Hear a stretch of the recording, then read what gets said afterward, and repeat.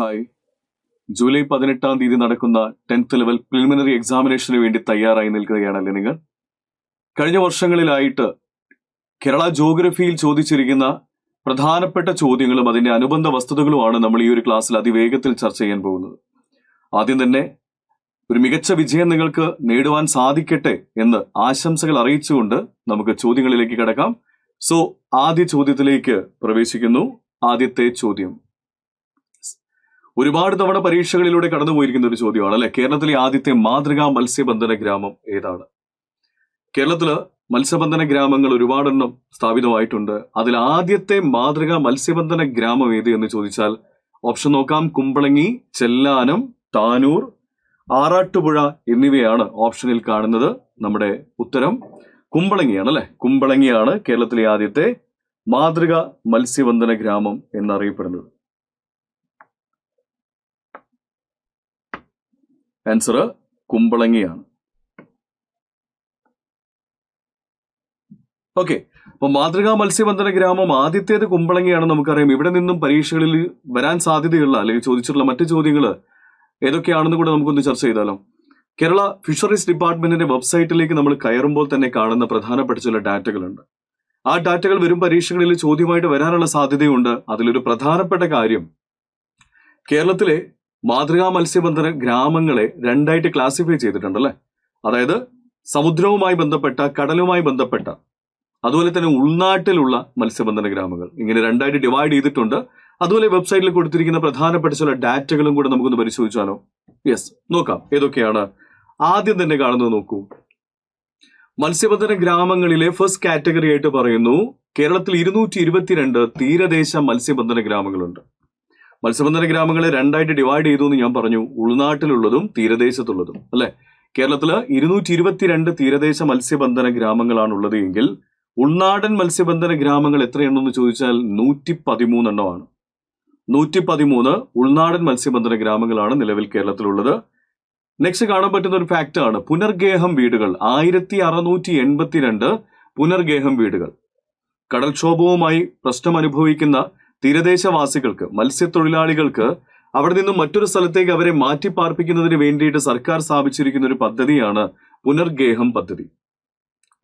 അപ്പൊ ഈ കടൽക്ഷോഭത്തെ നേരിടുന്നതിന് വേണ്ടിയിട്ട് അല്ലെങ്കിൽ അവരെ അവിടെ നിന്നും മാറ്റിപ്പാർപ്പിക്കാൻ വേണ്ടി 1682 വീടുകളാണ് സർക്കാർ സ്ഥാപിച്ചിരിക്കുന്നത്. സോ നമ്പർ ഒന്ന് നോക്കി വെക്കുന്നത് നന്നാവും. സോ ഇനി എന്താണ് പറഞ്ഞിരിക്കുന്നത്? യെസ്, കേരള സർക്കാരിൽ നിന്നും മത്സ്യബന്ധന തൊഴിലാളികൾക്ക് കടാശ്വാസം നൽകുന്നുണ്ട് അല്ലെ. എത്ര പേർക്ക് കടാശ്വാസം ലഭിച്ചു എന്ന് ചോദിച്ചാൽ 1171 പേർക്ക് എന്ത് ലഭിച്ചിട്ടുണ്ട്? കടാശ്വാസം ലഭിച്ചിട്ടുണ്ട്. സോ ഈ ഒരു ഫാക്റ്റും ഓർത്തുവെക്കുക. കേരള ഫിഷറീസ് ഡിപ്പാർട്ട്മെന്റിന്റെ വെബ്സൈറ്റിൽ കൊടുത്തിരിക്കുന്ന ഈ ഡാറ്റകൾ നിർബന്ധമായിട്ടും നിങ്ങൾ പഠിച്ചു വെക്കുക. നമുക്ക് അടുത്ത ചോദ്യത്തിലേക്ക് പോകാം. ഏതാണ് കേരളത്തിലെ ഏറ്റവും ആഴമുള്ള തുറമുഖം ഏതെന്നാണ് ചോദ്യം അല്ലെ. കേരളത്തിലെ ഏറ്റവും ആഴമുള്ള തുറമുഖം ഏതാണ്? കൊച്ചി, കോഴിക്കോട്, ആലപ്പുഴ, വിഴിഞ്ഞം. 4 തുറമുഖങ്ങളാണ് ഓപ്ഷനിൽ കൊടുത്തിരിക്കുന്നത്. കൊച്ചി, വിഴിഞ്ഞം, ആലപ്പുഴ, കോഴിക്കോട് നമുക്കറിയാം എന്താണ്, ഇടത്തരം തുറമുഖങ്ങളാണ്. ഇടത്തരം തുറമുഖങ്ങൾ ആയതുകൊണ്ട് തന്നെ ഒരുപാട് ആഴം കാണത്തില്ല. ആലപ്പുഴ, കോഴിക്കോട് അല്ലെങ്കിൽ ബേപ്പൂർ തുറമുഖം അല്ലെ, ഒരുപാട് ആഴം കാണത്തില്ല. കാരണം ഇടത്തരം തുറമുഖങ്ങളാണ്. കൊച്ചി, വിഴിഞ്ഞം 2 തുറമുഖങ്ങളാണ്. നമുക്കിവിടെ 50-50 ആക്കി മാറ്റുവാണെങ്കിൽ കൊച്ചി, വിഴിഞ്ഞം. സോ ഇതിൽ ഏറ്റവും ആഴം കൂടുതൽ ഏതിനാണെന്ന് ചോദിച്ചാൽ അത് വിഴിഞ്ഞം തുറമുഖത്തിനാണ്. ഏറ്റവും പുതിയ തുറമുഖമായിട്ടുള്ള വിഴിഞ്ഞം തുറമുഖമാണ് ഏറ്റവും ആഴം കൂടിയ തുറമുഖം. ഇവിടെ മനസ്സിലാക്കേണ്ട മറ്റൊരു വസ്തുത കൂടെയുണ്ട്. കൊച്ചി തുറമുഖം 1341 പെരിയാറിലെ വെള്ളപ്പൊക്കത്തിൽ രൂപം കൊണ്ടൊരു തുറമുഖം ആണെങ്കിൽ പോലും അത്ര ആഴമൊന്നും ഇല്ലായിരുന്നു അല്ലെ. ആഴം പിന്നീട് കൂട്ടിയതാണ്. 1928 റോബർട്ട് ബ്രിസ്റ്റോ എന്ന് പറഞ്ഞ വ്യക്തി ഇതിനെ ആഴം കൂട്ടിയെടുത്തു. ആഴം കൂട്ടുന്നതിന് വേണ്ടി മണ്ണ് എടുത്തു. ആ മണ്ണ് വാരാൻ വേണ്ടി വന്നിട്ടുണ്ടായിരുന്ന ഒരു മണ്ണുമാന്തി കപ്പലായിരുന്നു. ഈ മണ്ണുമാന്തി കപ്പലിന്റെ പേരായിരുന്നു ലേഡി വെല്ലിംഗ്ടൺ. ഈ ലേഡി വെല്ലിംഗ്ടൺ എന്ന് പറയുന്ന കപ്പല് വന്ന് മണ്ണ് മാന്തിയെടുത്തു. ആ മണ്ണ് വേമ്പനാട്ട് കായലിന്റെ മറ്റൊരു വശത്ത് കൊണ്ടുപോയി ഇട്ടു. ആ മണ്ണ് കൂടിച്ചേർന്ന് അവിടെ ഒരു കൃത്രിമ ദ്വീപ് രൂപം കൊണ്ടു. ആ ദ്വീപിന് ആ മണ്ണുമാന്തി കപ്പലിന്റെ പേരായിരുന്നു നൽകിയിട്ടുണ്ടായിരുന്നത് വെല്ലിംഗ്ടൺ ദ്വീപ് അല്ലെ. കേരളത്തിലെ ഒരു ഏറ്റവും വലിയ മനുഷ്യനിർമ്മിത ദ്വീപ് തന്നെയാണ് വെല്ലിംഗ്ടൺ ദ്വീപ് എന്നറിയപ്പെടുന്നത്. സോ കൊച്ചി ആഴം കൂട്ടിയെടുത്തതാണ് അല്ലെ. എന്നാൽ വിഴിഞ്ഞമോ ആഴം കൂട്ടേണ്ടി വന്നിട്ടില്ല. കാരണം ഓൾറെഡി എന്താണ് അവിടെ നല്ല ആഴം ഉണ്ടായിരുന്നു. സോ വിഴിഞ്ഞം വളരെ പ്രധാനപ്പെട്ട ഒരു തുറമുഖമാണ്. കാരണം അന്താരാഷ്ട്ര കപ്പൽ ചാലിന് ഏറ്റവും അടുത്തായിട്ട് സ്ഥിതി ചെയ്യുന്ന ഇന്ത്യയിലെ തുറമുഖം ഏത് എന്ന് ചോദിച്ചാൽ അത് വിഴിഞ്ഞം തുറമുഖമാണ്. നോക്കാം നമുക്ക് പ്രധാനപ്പെട്ട വസ്തുതകൾ എന്തൊക്കെയാണ്. യെസ്, വിഴിഞ്ഞം ഇന്റർനാഷണൽ സീപോർട്ട്. നോക്കാം, സ്വാഭാവിക ആഴമുള്ള തുറമുഖം. ഇതിന്റെ ആഴം എത്രയാണ്? 24 മീറ്റർ ആണ് ഇതിന്റെ ആഴം. 24 മീറ്റർ എന്ന് പറഞ്ഞാൽ നിസ്സാര ആഴമല്ല, വളരെ ആഴം കൂടിയ, അല്ലെങ്കിൽ ഇന്ത്യയിലെ തന്നെ ഏറ്റവും ആഴം കൂടിയ തുറമുഖങ്ങളിൽ ഒന്നാണ് ഇത് വിഴിഞ്ഞം തുറമുഖം എന്ന് മനസ്സിലാക്കുക. വലിയ ഡ്രഡ്ജിങ്, ഇതിന്റെ ഏറ്റവും വലിയ സവിശേഷതയാണ് നമ്മൾ പറയാൻ പോകുന്നത്. പ്രകൃതിദത്ത ആഴമാണ്. വലിയ ഡ്രഡ്ജിങ്, അതായത് മണ്ണ് നീക്കൽ ആവശ്യമില്ലാതെ തന്നെ അതിഭീമമായ ചരക്ക് കപ്പലുകളെ ഉൾക്കൊള്ളാൻ സാധിക്കുന്ന തുറമുഖമാണ് ഇത് നമ്മുടെ വിഴിഞ്ഞം തുറമുഖം. അത് മണ്ണ് എടുക്കേണ്ടി വന്നിട്ടില്ല, ഓൾറെഡി അവിടെ നല്ല ആഴമുണ്ട്. ആഴം എത്രയാണ്?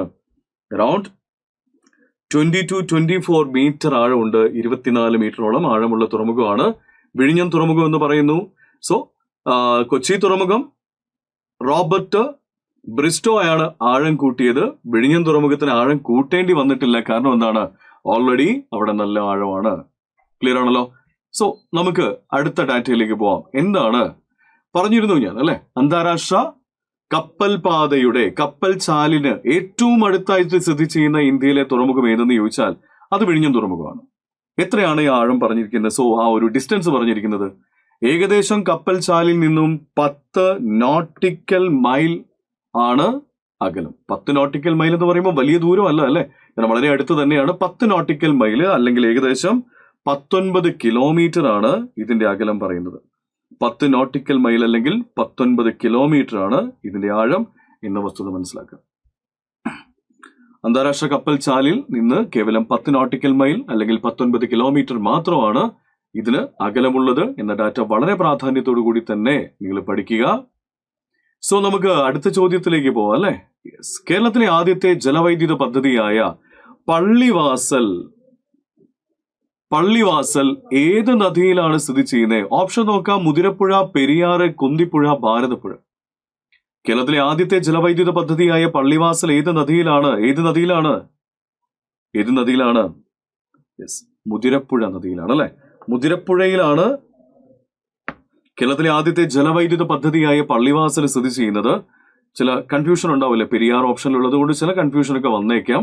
മുതിരപ്പുഴയിലാണ് സ്ഥിതി ചെയ്യുന്നത്. നമുക്ക് നോക്കാം പള്ളിവാസലുമായിട്ട് ബന്ധപ്പെട്ട പ്രധാനപ്പെട്ട വസ്തുതകൾ എന്തൊക്കെയാണ്. കേരളത്തിലെ ആദ്യത്തെ ജലവൈദ്യുത പദ്ധതിയാണ് പള്ളിവാസൽ. ഈ പദ്ധതി കമ്മീഷൻ ചെയ്തിരിക്കുന്നത് ഒന്ന് ശ്രദ്ധിച്ചു വെച്ചോളൂ. 1940 ഈ പദ്ധതി കമ്മീഷൻ ചെയ്തിരിക്കുന്നത്. 1940 കൃത്യ ഡേറ്റ് അടക്കം എഴുതി വെച്ചിട്ടുണ്ട്. 19/3/1940. സോ കേരളത്തിലെ ആദ്യത്തെ ജലവൈദ്യുത പദ്ധതിയാണ് പള്ളിവാസൽ. 1940 ഈ പദ്ധതി കമ്മീഷൻ ചെയ്യപ്പെട്ടത്. വളരെ പ്രധാനപ്പെട്ട ഒരു ജലവൈദ്യുത പദ്ധതിയാണ് പള്ളിവാസൽ. പള്ളിവാസൽ ഏത് നദിയിലാണ്? മുതിരപ്പുഴ നദിയിൽ നിന്നുമുള്ള വെള്ളമാണ് പള്ളിവാസലിൽ ഉപയോഗിക്കുന്നത്. മുതിരപ്പുഴ നദിയിലാണ്, വളരെ ഇമ്പോർട്ടന്റ് ആണ്. ഇനി ഇവിടുത്തെ ഈ ഒരു പദ്ധതി ആരംഭിച്ച സമയത്ത് ഇവിടുത്തെ പ്രൊഡക്ഷൻ എങ്ങനെയായിരുന്നു എന്ന് നമുക്ക് നോക്കാം. എങ്ങനെയായിരുന്നു ഇവിടുത്തെ പ്രൊഡക്ഷൻ? ഇവിടുത്തെ പ്രൊഡക്ഷൻ പറയുന്നത് 37.5 മെഗാവാട്ട് വൈദ്യുതിയായിരുന്നു ഇവിടെ ഉൽപ്പാദിപ്പിച്ചിട്ടുണ്ടായിരുന്നത്. അങ്ങനെ പറയുന്നുള്ളൂ, കാരണം ഇപ്പം മാറ്റം വന്നു അല്ലെ. ഈ പദ്ധതി നിലവിൽ വന്ന സമയത്ത് 37.5 മെഗാവാട്ട് എന്ന് പറയുമ്പോൾ അത്ര വലിയൊരു പ്രൊഡക്ഷൻ അല്ല. പക്ഷേ നമ്മളെ സംബന്ധിച്ച് ആദ്യ പ്രൊജക്റ്റ് ആണ്, അതാണ് ഇതിന്റെ പ്രാധാന്യം. പള്ളിവാസൽ ഈ 37.5 മെഗാവാട്ട് വൈദ്യുതി എങ്ങനെയാണ് ഉൽപ്പാദിപ്പിക്കുന്നത്? 5 മെഗാവാട്ടിന്റെ 3 ടർബൈനുകളും 7.5 മെഗാവാട്ടിന്റെ 3 ടർബൈനുകളും പ്രവർത്തിപ്പിച്ച് ടോട്ടൽ 37.5 മെഗാവാട്ട് വൈദ്യുതിയാണ് ഇവിടെ നിന്നും ഉൽപ്പാദിപ്പിക്കുന്നത്. എന്നാൽ ഇപ്പൊ അവിടുത്തെ പ്രൊഡക്ഷൻ എന്ത് ചെയ്തുകൊണ്ടിരിക്കുകയാണ്? കൂട്ടിക്കൊണ്ടിരിക്കുകയാണ് അല്ലെ. Yes, Pallivasal extension scheme important ആണ്, ശ്രദ്ധിച്ചു വെച്ചോളൂ. കാരണം 2022 മാർച്ച് മാസത്തിൽ ഈ പ്രൊഡക്ഷൻ ഇംപ്രൂവ് ചെയ്യാൻ തീരുമാനിച്ചു. അതിനുവേണ്ടി എന്താ ചെയ്തിരിക്കുന്നത്? 60 മെഗാവാട്ട് കൂടെ അധികമായിട്ട് ഉൽപ്പാദിപ്പിക്കാൻ വേണ്ടിയുള്ള തീരുമാനമാണ് പള്ളിവാസൽ എക്സ്റ്റൻഷൻ പ്രൊജക്ടിലൂടെ കൊണ്ടുവന്നിരിക്കുന്നത്. 30 മെഗാവാട്ട് കപ്പാസിറ്റി ഉള്ള 2 ജനറേറ്ററുകൾ സ്ഥാപിച്ച് 60 മെഗാവാട്ട് ശേഷി കൂടെ എന്ത് ചെയ്യാൻ പോവുകയാണ്? ഇവിടേക്ക് ചേർക്കുകയാണ് അല്ലെ, ചേർത്തുകൊണ്ടിരിക്കുകയാണ്. സോ ഓർത്ത് വെച്ചോണം, പള്ളിവാസൽ എക്സ്റ്റൻഷൻ സ്കീം നടന്നുകൊണ്ടിരിക്കുകയാണ്. 2026 മാർച്ച് മാസത്തിലാണ് ഇത് ഇംപ്ലിമെന്റ് ചെയ്യാൻ വേണ്ടി തീരുമാനിച്ചിരിക്കുന്നത്. 60 മെഗാവാട്ട് കൂടെ ഇവിടെ പ്രൊഡക്ഷൻ വർദ്ധിപ്പിക്കാൻ പോവുകയാണ്. ക്ലിയർ? അടുത്ത ചോദ്യത്തിലേക്ക് നോക്കാം. നീല വിപ്ലവം ഓർ ബ്ലൂ റവല്യൂഷൻ ഏത് മേഖലയുമായി ബന്ധപ്പെട്ടിരിക്കുന്നു? ഓപ്ഷനിൽ കാണുന്ന എന്താണ്? പാല്, മത്സ്യം, കശുവണ്ടി, നെല്ല്. ഏതായിരിക്കാം ബ്ലൂ റവല്യൂഷൻ? നീല വിപ്ലവം ഏത് മേഖലയുമായി ബന്ധപ്പെട്ടിരിക്കുന്നു? ഏത് മേഖലയുമായിട്ടാണ്? യെസ്, ഓപ്ഷൻ ബി ആണ്. ഓപ്ഷൻ ബി മത്സ്യകൃഷിയുമായി ബന്ധപ്പെട്ടതാണ് എന്ത്? ബ്ലൂ റവല്യൂഷൻ എന്നറിയപ്പെടുന്നത് അല്ലെ? മത്സ്യകൃഷിയുമായി ബന്ധപ്പെട്ടതാണ് ബ്ലൂ റവല്യൂഷൻ നമ്മൾ പഠിക്കുന്നത്. നോക്കാം നമുക്ക് മത്സ്യകൃഷിയുമായി ബന്ധപ്പെട്ട് ഇനി എന്തെങ്കിലും നമുക്ക് പഠിക്കാനുണ്ടോ? മത്സ്യബന്ധന തൊഴിലാളികളുമായിട്ട് ബന്ധപ്പെട്ടതും അതുപോലെ മത്സ്യബന്ധന ഗ്രാമങ്ങളെ കുറിച്ചൊക്കെ നമ്മൾ ചർച്ച ചെയ്തു. മറ്റെന്തെങ്കിലും പഠിക്കാനുണ്ടോ? ഉണ്ട്. കേരള സമുദ്ര മത്സ്യബന്ധന നിയമം നിലവിൽ വന്ന വർഷം ഏത് എന്ന് ചോദിച്ചാൽ അത് 1980 നിലവിൽ വന്നിരിക്കുന്നത്. 1980. മത്സ്യസ്രോതസ്സുകളുടെ സംരക്ഷണം ലക്ഷ്യമാക്കി കേരളത്തിൽ ട്രോളിംഗ് നിരോധനം നിലവിൽ വന്ന വർഷം 1988. ഇത് വളരെ ഇമ്പോർട്ടന്റ് ആയ ഒരു ഫാക്റ്റ് ആണ്. കാരണം എന്താണെന്ന് ചോദിച്ചാൽ ട്രോളിംഗ് നിരോധനം ഇന്ത്യയിൽ ആദ്യമായിട്ട് നടപ്പിലാക്കിയത് നമ്മുടെ കേരളത്തിലാണ് അല്ലെ? കൊല്ലത്താണ്. ഇപ്പൊ ട്രോളിംഗ് 1988 ഇന്ത്യയിൽ തന്നെ നടപ്പിലാക്കുന്നത്. അത് ആദ്യമായിട്ട് നടപ്പിലാക്കുന്നത് നമ്മുടെ കേരളത്തിലാണ്, കൊല്ലത്താണ്. ഓർത്തുവെക്കുക. സമുദ്ര മത്സ്യബന്ധന മേഖലയുടെ അടിസ്ഥാന സൗകര്യ വികസനത്തിൽ ശ്രദ്ധേയമായ വളർച്ച കൈവരിച്ച പഞ്ചവത്സര പദ്ധതി 11ാം പഞ്ചവത്സര പദ്ധതിയാണ്. നമുക്ക് ആദ്യഘട്ടത്തിലെ പഞ്ചവത്സര പദ്ധതികളൊക്കെ നല്ലപോലെ അറിയാം. അവസാന ഘട്ടമാകുമ്പോഴേക്കും നമ്മളിങ്ങനെ ശ്രദ്ധിക്കാറില്ല. 11ാം പഞ്ചവത്സര പദ്ധതിയിലാണ് സമുദ്ര മത്സ്യബന്ധന മേഖലയുടെ അടിസ്ഥാന സൗകര്യ വികസനം ചർച്ച ചെയ്ത പഞ്ചവത്സര പദ്ധതി. ക്ലിയർ ആണല്ലോ? യെസ്. നോക്കാം. 58 ഇനങ്ങളിൽപ്പെട്ട മത്സ്യക്കുഞ്ഞുങ്ങളെ പിടിക്കുന്നതിന് 2028 വരെ നിരോധനം ഏർപ്പെടുത്തിയ സംസ്ഥാനം ഏത് എന്ന് ചോദിച്ചാൽ അതും കേരളമാണ്. ഓർത്തുവെക്കുക. 58 ഇനങ്ങളിൽപ്പെട്ട മത്സ്യക്കുഞ്ഞുങ്ങളെ പിടിക്കുന്നതിന് 2028 വരെ നിരോധനം ഏർപ്പെടുത്തിയ സംസ്ഥാനം കേരളം. ആഴക്കടൽ മത്സ്യബന്ധനവുമായി ബന്ധമുള്ള കമ്മീഷൻസ് ഏതൊക്കെയാണ്? ആഴക്കടൽ മത്സ്യബന്ധനവുമായി ബന്ധമുള്ള കമ്മീഷൻസ് ഓർത്തുവെച്ചോളണം. ഒന്ന് മുരാരി കമ്മീഷനാണ്, മറ്റൊന്ന് ബി മീനാകുമാരി കമ്മീഷനുമാണ്. മുരാരി കമ്മീഷനും ബി മീനാകുമാരി കമ്മീഷനുമാണ് ആഴക്കടൽ ബന്ധനവുമായി ബന്ധമുള്ള കമ്മീഷനുകൾ. മത്സ്യങ്ങളുടെ പ്രജനന കാലം എന്നറിയപ്പെടുന്നത് ഏത് മാസമാണ്? ജൂൺ മാസവും ജൂലൈ മാസവുമാണ് മത്സ്യങ്ങളുടെ പ്രജനന കാലം എന്നറിയപ്പെടുന്നത്. അത് മത്സ്യബന്ധനത്തിന് ചില നിയമങ്ങളൊക്കെ കൊണ്ടുവന്ന് കുറച്ചു ആ ഒരു കുറഞ്ഞ കാലത്തേക്ക് എന്തെങ്കിലും ചില നിയന്ത്രണങ്ങളൊക്കെ വെക്കുന്നത് നമ്മൾ കാണാറുണ്ടല്ലേ ജൂൺ ജൂലൈ മാസങ്ങളിൽ. കാരണം അത് മത്സ്യങ്ങളുടെ പ്രജനന കാലമാണ് അല്ലെ? അവരെ ബുദ്ധിമുട്ടിക്കാൻ പാടില്ലല്ലോ. യെസ്. അടുത്ത ചോദ്യം. കേരളത്തിലെ ഏറ്റവും വലിയ കായൽ ഏത്? അല്ലെ, പരീക്ഷകളിൽ ഒരുപാട് വീണ്ടും ചോദിച്ചുകൊണ്ടിരിക്കുകയാണ്. ആ ചോദ്യം വിടുന്നില്ല PSC. ഏറ്റവും വലിയ കായൽ, കേരള ജോഗ്രഫിയിൽ ഒരു കായലോ ഒരു നദിയോ എല്ലാ പരീക്ഷയിലും വന്നുകൊണ്ടിരിക്കുകയാണ്. സോ ഏറ്റവും വലിയ കായൽ ഏതാണ്? അഷ്ടമുടി, ശാസ്താംകോട്ട, വേമ്പനാട്ട് കായൽ, പൂക്കോട് കായൽ എന്നൊക്കെ കാണുന്നു. കേരളത്തിലെ ഏറ്റവും വലിയ കായൽ എന്ന് ചോദിച്ചു കഴിഞ്ഞാൽ അത് ഏതാണ്? അത് വേമ്പനാട്ട് കായലാണ് അല്ലെ? ഓപ്ഷൻ ഡി വേമ്പനാട്ട് കായൽ. അപ്പൊ വേമ്പനാട്ട് കായലിനെ കുറിച്ച് നിങ്ങൾ അറിഞ്ഞിരിക്കേണ്ട 1-2 കാര്യങ്ങളൂടെ ഞാൻ പറയാം.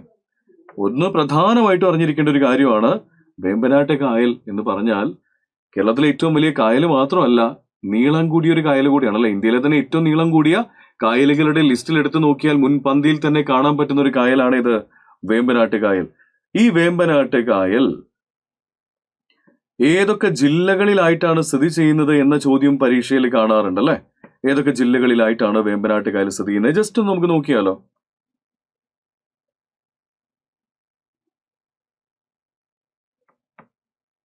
ഇങ്ങനെ നീണ്ടു കിടക്കുന്ന ഒരു കായലാണ് അല്ലെ വേമ്പനാട്ട് കായൽ. നീണ്ടു കിടക്കുന്ന ഒരു കായൽ, കാരണം നല്ല നീളമുണ്ട്. ഏകദേശം 96 കിലോമീറ്ററോളം നീളമുള്ള ഒരു കായലാണ് വേമ്പനാട്ട് കായൽ. ഈ വേമ്പനാട്ട് കായൽ സ്ഥിതി ചെയ്യുന്നത് 3 ജില്ലകളിലായിട്ടാണ്. ഏറ്റവും കൂടുതൽ ഭാഗം അവസാനത്തേക്ക് അല്ലെ, ആ ഒരു ഭാഗം നിങ്ങൾക്ക് കാണാൻ പറ്റും. ഏറ്റവും കൂടുതൽ ഉൾക്കൊണ്ടിരിക്കുന്ന ഭാഗം നമുക്ക് നോക്കാം. ഏതൊക്കെ ജില്ലയിലാണ്? എറണാകുളം ജില്ലയില്, കോട്ടയം ജില്ലയില്, ദെൻ ആലപ്പുഴ ജില്ല. ഇങ്ങനെ 3 ജില്ലകളിലായിട്ടാണ് സ്ഥിതി ചെയ്യുന്നത്. 96 കിലോമീറ്ററോളം നീളമുള്ള ഒരു കായലാണ് ഈ വേമ്പനാട്ട് കായൽ. 96 കിലോമീറ്ററോളം നീളമുണ്ട് അല്ലെ. സോ ഏറ്റവും നീളം കൂടിയ കായലുകളിൽ ഒന്നാണ് ഇത്. 3 ജില്ലകളിലായിട്ടാണ് ഇത് സ്ഥിതി ചെയ്യുന്നത്. ഏറ്റവും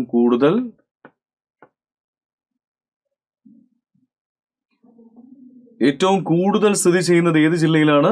ആലപ്പുഴ ജില്ലയിലാണ്.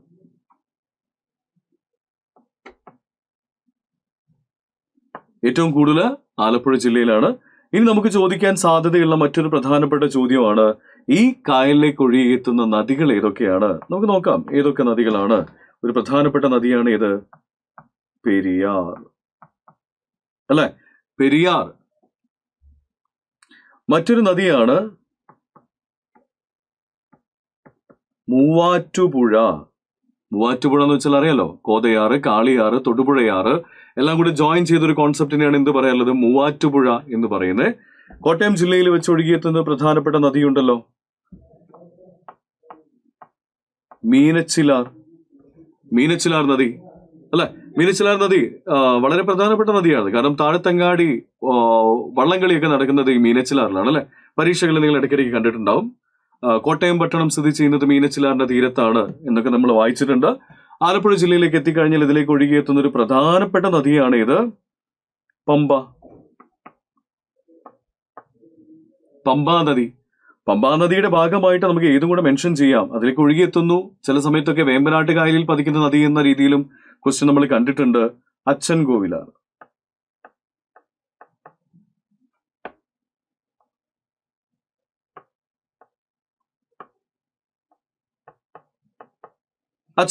ഓക്കെ.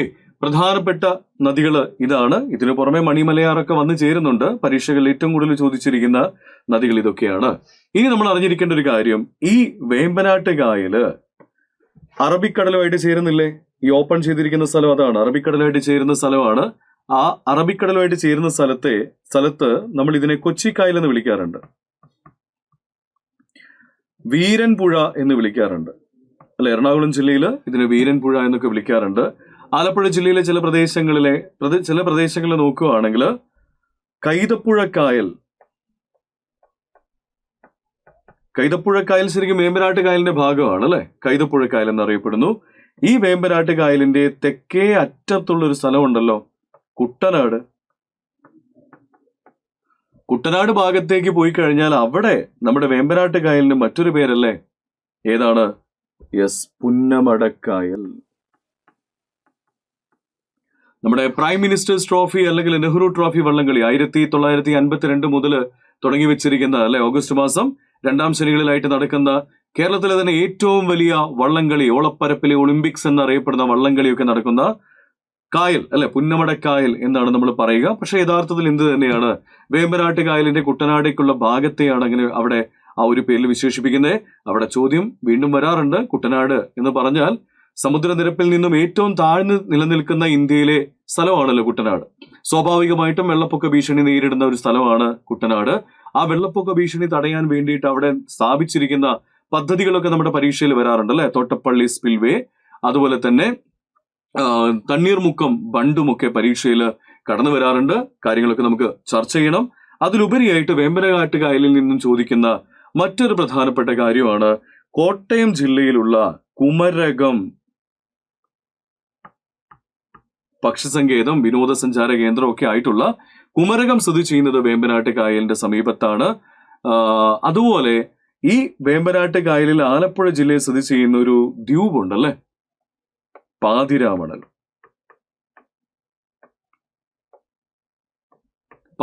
ദ്വീപ്. തിരുവിതാംകൂർ ചരിത്രമൊക്കെ പഠിക്കുന്ന സമയത്ത് നിങ്ങൾ കേട്ടിട്ടുണ്ടാവും അല്ലെ. കൃഷിയോഗ്യമാക്കി മാറ്റിയ ഒരു ദ്വീപാണ്. കേരളത്തിൽ തന്നെ ഏറ്റവും വലിയ തടാകജന്യ ദ്വീപുകളിൽപ്പെട്ട ഒരു ദ്വീപ് കൂടെയാണ് പാതിരാമണൽ ദ്വീപ്. സോ വിശദമായ കാര്യങ്ങളിലേക്ക് നമുക്ക് പോവാം. ഒരു ഔട്ട്ലൈൻ ആണ് ഞാൻ തന്നിരിക്കുന്നത്, ബാക്കി നോക്കാം നമുക്ക്. റെഡി? ഓക്കെ. കേരളത്തിലെ ഏറ്റവും വലുതും ഏറ്റവും നീളമേറിയതുമായ കായലാണ് ഏത്? വേമ്പനാട്ട് കായൽ.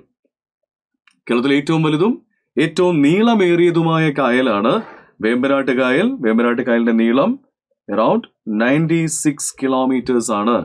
96 കിലോമീറ്ററോളം വരുന്നു. വ്യാപിച്ചു കിടക്കുന്ന ജില്ലകൾ ഏതൊക്കെയാണ്? എറണാകുളം, കോട്ടയം, ആലപ്പുഴയാണ്. ഈ 3 ജില്ലകളിലുമായിട്ട് ഇത് വ്യാപിച്ച് കിടക്കുന്നുണ്ടെങ്കിൽ പോലും അവിടെ ശ്രദ്ധിക്കേണ്ട ഒരു പ്രധാനപ്പെട്ട കാര്യമാണ്, ഏറ്റവും കൂടുതൽ ഏത് ജില്ലയിലാണ്? ആലപ്പുഴയിലാണ്.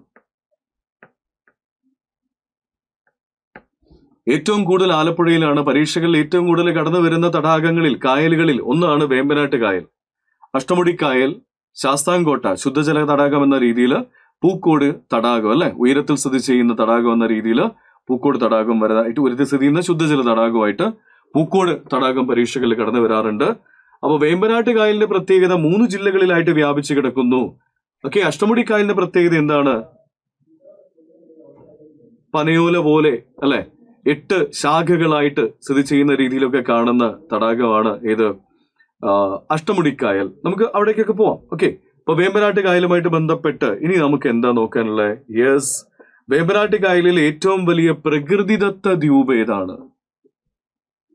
ഏറ്റവും വലിയ പ്രകൃതിദത്ത ദ്വീപ് ഏതാണ്? അതാണ് ഈ കാണുന്നത്. നമ്മൾ ഓൾറെഡി മെൻഷൻ ചെയ്തു കഴിഞ്ഞു. ഏതാണ്? യെസ്, പാതിരാമണൽ.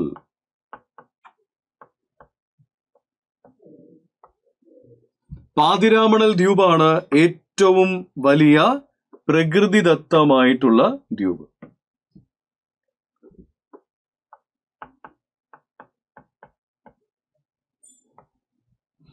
പാതിരാമണലാണ് ഏറ്റവും വലിയ പ്രകൃതിദത്ത ദ്വീപ്.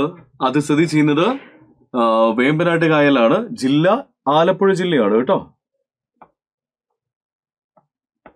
ആലപ്പുഴ ജില്ലയിലാണ് സ്ഥിതി ചെയ്യുന്നത്.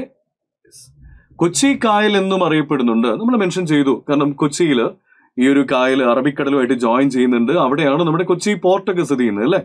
1936 മുതൽ മേജർ തുറമുഖമായിട്ട് പ്രഖ്യാപിച്ച കൊച്ചി തുറമുഖം സ്ഥിതി ചെയ്യുന്നത് ആ ഒരു അഴിയിലാണ് അല്ലെ. ആർ കെ ഷൺമുഖം ഷെട്ടി കൊച്ചി അറബിക്കടലിന്റെ റാണി എന്നൊക്കെ വിശേഷിപ്പിക്കുന്നത് ഈ ഒരു തുറമുഖം മേജറായ ശേഷമാണ്. സോ കൊച്ചി കായൽ എന്നാണ് ആ ഭാഗത്ത് ഇത് അറിയപ്പെടുന്നത്. വേമ്പനാട്ട് കായലിൽ പതിക്കുന്ന പ്രധാന നദികൾ ഏതൊക്കെ എന്നാണ് അടുത്ത ചോദ്യം. പ്രധാനപ്പെട്ട നദികളില് PSC പരീക്ഷകളിൽ ഏറ്റവും കൂടുതൽ ചോദിക്കുന്ന നദികൾ നമ്മൾ ആദ്യം പറയുകയാണെങ്കിൽ അതിലൊരു നദിയാണ് ഏത്? പെരിയാർ. പെരിയാർ കഴിഞ്ഞാൽ പിന്നീട് പരീക്ഷകളിൽ ഏറ്റവും കൂടുതൽ വരുന്നത് പമ്പയാണ്. പെരിയാർ, പമ്പ നദികൾ തന്നെയാണ് നിങ്ങൾ ഏറ്റവും കൂടുതൽ പ്രാധാന്യത്തിൽ പഠിക്കേണ്ട നദികൾ. Okay, yes. ഇനി ഇതിനു പുറമെ നിങ്ങൾ പഠിച്ചിരിക്കേണ്ട മറ്റു നദികളൂടെ നമുക്കൊന്ന് മെൻഷൻ ചെയ്യാം. ഏതൊക്കെയാണ്? ഒന്ന് മീനച്ചിലാർ.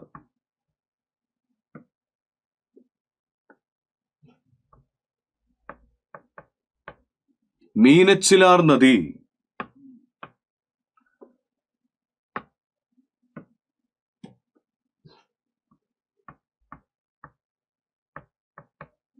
മീനച്ചിലാർ നദി, അതുപോലെ തന്നെ അച്ഛൻ കോവിലാർ,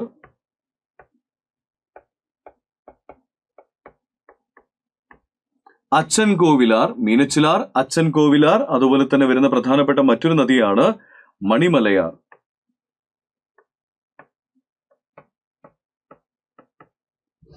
മണിമലയാർ നദി. ഈ നദികളൊക്കെയാണ് നമ്മുടെ വേമ്പനാട്ട് കായലിൽ പതിക്കുന്ന പ്രധാനപ്പെട്ട നദികളായിട്ട് നിങ്ങൾ പഠിക്കണ്ടേ. യെസ്, അടുത്തതൊരു പ്രധാനപ്പെട്ട ചോദ്യമാണ്. കുമരകം വിനോദസഞ്ചാര കേന്ദ്രം, കുമരകം പക്ഷിസങ്കേതം, കുമരകം വിനോദസഞ്ചാര കേന്ദ്രം ഒക്കെ ഏത് കായൽ തീരത്താണ് സ്ഥിതി ചെയ്യുന്നത് എന്നാണ് ചോദിച്ചിരിക്കുന്നത് അല്ലെ. ഏത് കായൽ തീരത്താണ്? വേമ്പനാട്ട് കായലിലാണ്. ഏത് ജില്ലയിലാണ്? കോട്ടയം ജില്ലയിലാണ്. കോട്ടയം ജില്ലയിലായിട്ടാണ്, വേമ്പനാട്ട് കായലിന് സമീപത്തായിട്ടാണ് സ്ഥിതി ചെയ്യുന്നത്.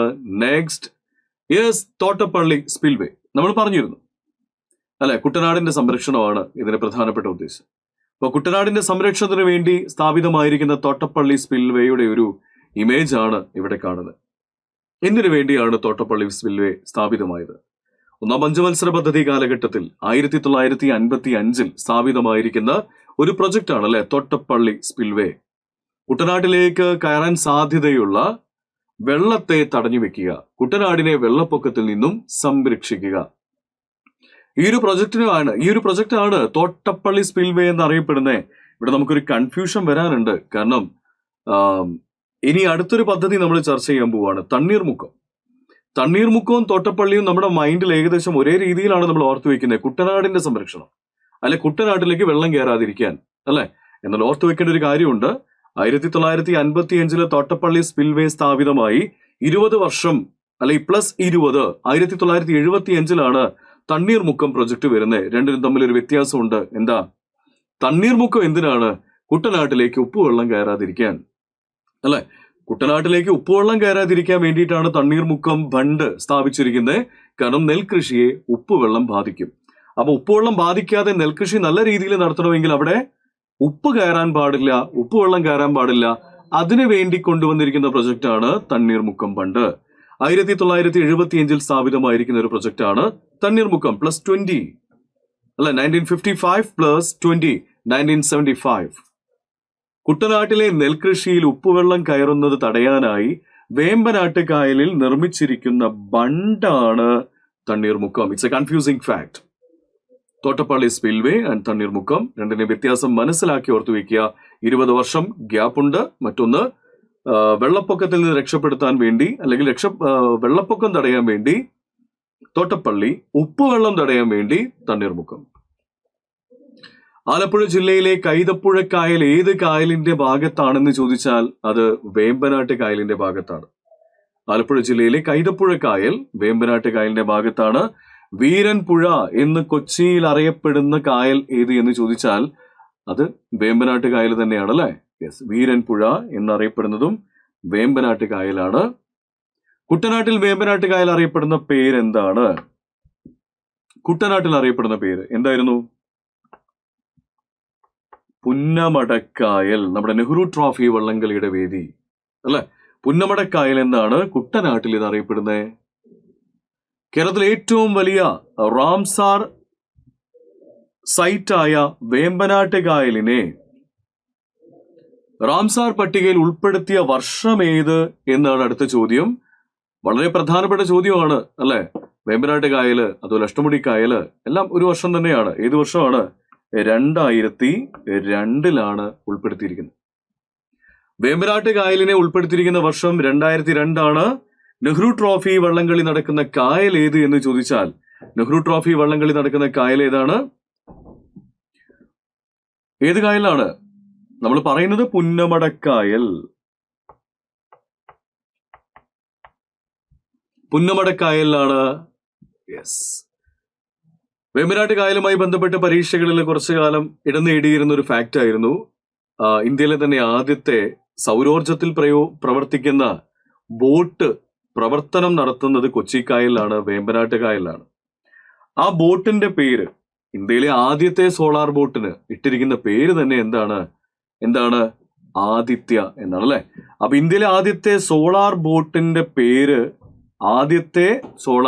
പേരെന്താണ്? ആദിത്യ. വളരെ പ്രധാനപ്പെട്ട ഒരു ഫാക്റ്റ് ആണ്. ഒരുപാട് തവണ ഈ ഒരു ഫാക്റ്റ് നമ്മുടെ എക്സാമിൽ ചോദിച്ചിട്ടുണ്ടായിരുന്നു. കാരണം ആനുകാലിക പ്രാധാന്യമുള്ളൊരു ചോദ്യമായിട്ട് പലപ്പോഴും പരീക്ഷകളിൽ കടന്നു വന്നിട്ടുണ്ടായിരുന്നു എന്ന കാര്യം ഓർത്തു വയ്ക്കുക. വൈക്കം, തവണക്കടവ് മേഖലയിലൊക്കെ ആയിട്ടാണ് ഇത് സർവീസ് നടത്തിയിട്ടുണ്ടായിരുന്നത് എന്ന കാര്യവും കൂടെ ഓർത്തു വയ്ക്കുക. സോ നമുക്ക് അടുത്ത ഫാക്റ്റിലേക്ക് നമുക്ക് എൻട്രി ചെയ്യാം. യെസ്, ഇവിടെ കൊടുത്തിരിക്കുന്ന ഒരു ടേബിൾ ആണ്, അല്ലെ? ഈ ഒരു ടേബിളിന്റെ ഹെഡിങ് നിങ്ങളൊന്ന് നോക്കിക്കേ. ഫിഷറീസ് ഗൈഡ് 2023 എന്ന്. 2023 കേരള സർക്കാർ പുറത്തുവിട്ടിരിക്കുന്ന ഒരു ഡാറ്റയാണ്. കേരള ഫിഷറീസ് ഡിപ്പാർട്ട്മെന്റിന്റെ വെബ്സൈറ്റിൽ ഉൾപ്പെടുത്തിയിരിക്കുന്ന ഒരു ഡാറ്റയാണ്. ആ വെബ്സൈറ്റിൽ എന്താണ് ഈ ഒരു സ്ലൈഡിൽ, ഈ ഒരു ഗൈഡ് നമ്മൾക്ക് ഇപ്പൊ കിട്ടിയിരിക്കുന്ന ഈ ഒരു ഭാഗത്ത് പറഞ്ഞിരിക്കുന്നതെന്ന് ചോദിച്ചാൽ കേരളത്തിലെ ശുദ്ധജല ജലാശയങ്ങൾ എന്നാണ് ഇതിന് ഹെഡിങ് കൊടുത്തിരിക്കുന്നത്. നമ്മൾ ശ്രദ്ധിക്കാതെ പോകുന്ന ഒരു ഫാക്റ്റാണ്, അല്ലെ? ശ്രദ്ധിക്കാതെ പോകുന്ന ഇവിടേക്കും നമ്മൾ അത്രയും ഡെപ്തിലേക്ക് നമ്മൾ പോവാറില്ല. പക്ഷെ ഞാനിത് കാണിക്കാനുള്ള കാരണം നമ്മുടെ ഡിഗ്രി ലെവൽ കഴിഞ്ഞ 2 മാസം മുൻപ് നടന്ന ഡിഗ്രി ലെവൽ പ്രിലിമിനറി പരീക്ഷയുടെ ഫസ്റ്റ് സ്റ്റേജ് എക്സാമിനേഷന്റെ കായലുമായി ബന്ധപ്പെട്ട ഒരു ചോദ്യം പലരെയും കൺഫ്യൂഷൻ ആക്കിയ ഒരു ചോദ്യം ഉണ്ടായിരുന്നു. ആ ചോദ്യത്തിനുള്ള ഉത്തരം നമുക്ക് ഈ ഒരു സ്ലൈഡ് ഉണ്ടെങ്കിൽ, അല്ല ഈ ഒരു ഗൈഡ് ഉണ്ടെങ്കിൽ നമുക്ക് കിട്ടും.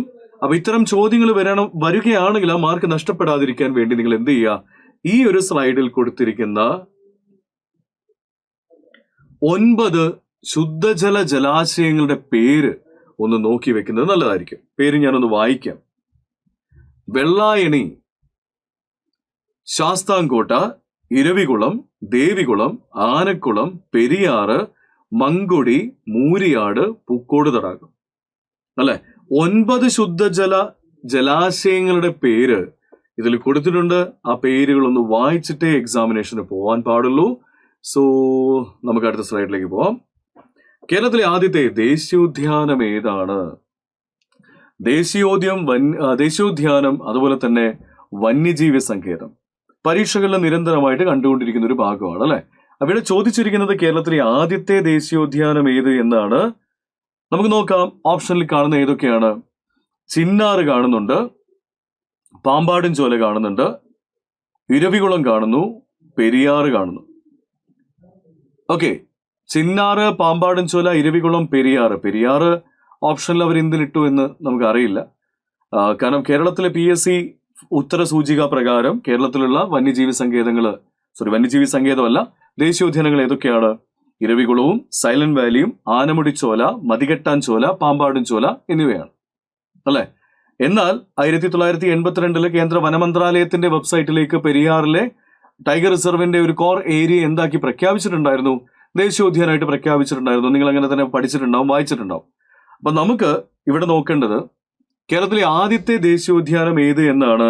കേരളത്തിലെ ആദ്യത്തെ ദേശീയോദ്യാനം ഏതാണ്? യെസ്, അത് ഇരവികുളം ദേശീയോദ്യാനമാണ്. ഇരവികുളം ദേശീയോദ്യാനമാണ് കേരളത്തിലെ ആദ്യത്തെ ദേശീയോദ്യാനം. 1978 ഈ ഒരു ദേശീയോദ്യാനം വന്നിരിക്കുന്നത്. പെരിയാർ 82 1978 ഇത് ദേശീയോദ്യാനമായി.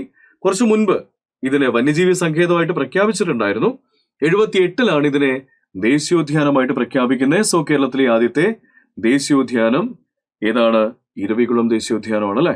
97 ചതുരശ്ര കിലോമീറ്ററോളം വിസ്തൃതിയുള്ള ഒരു ദേശീയോദ്യാനമാണ്.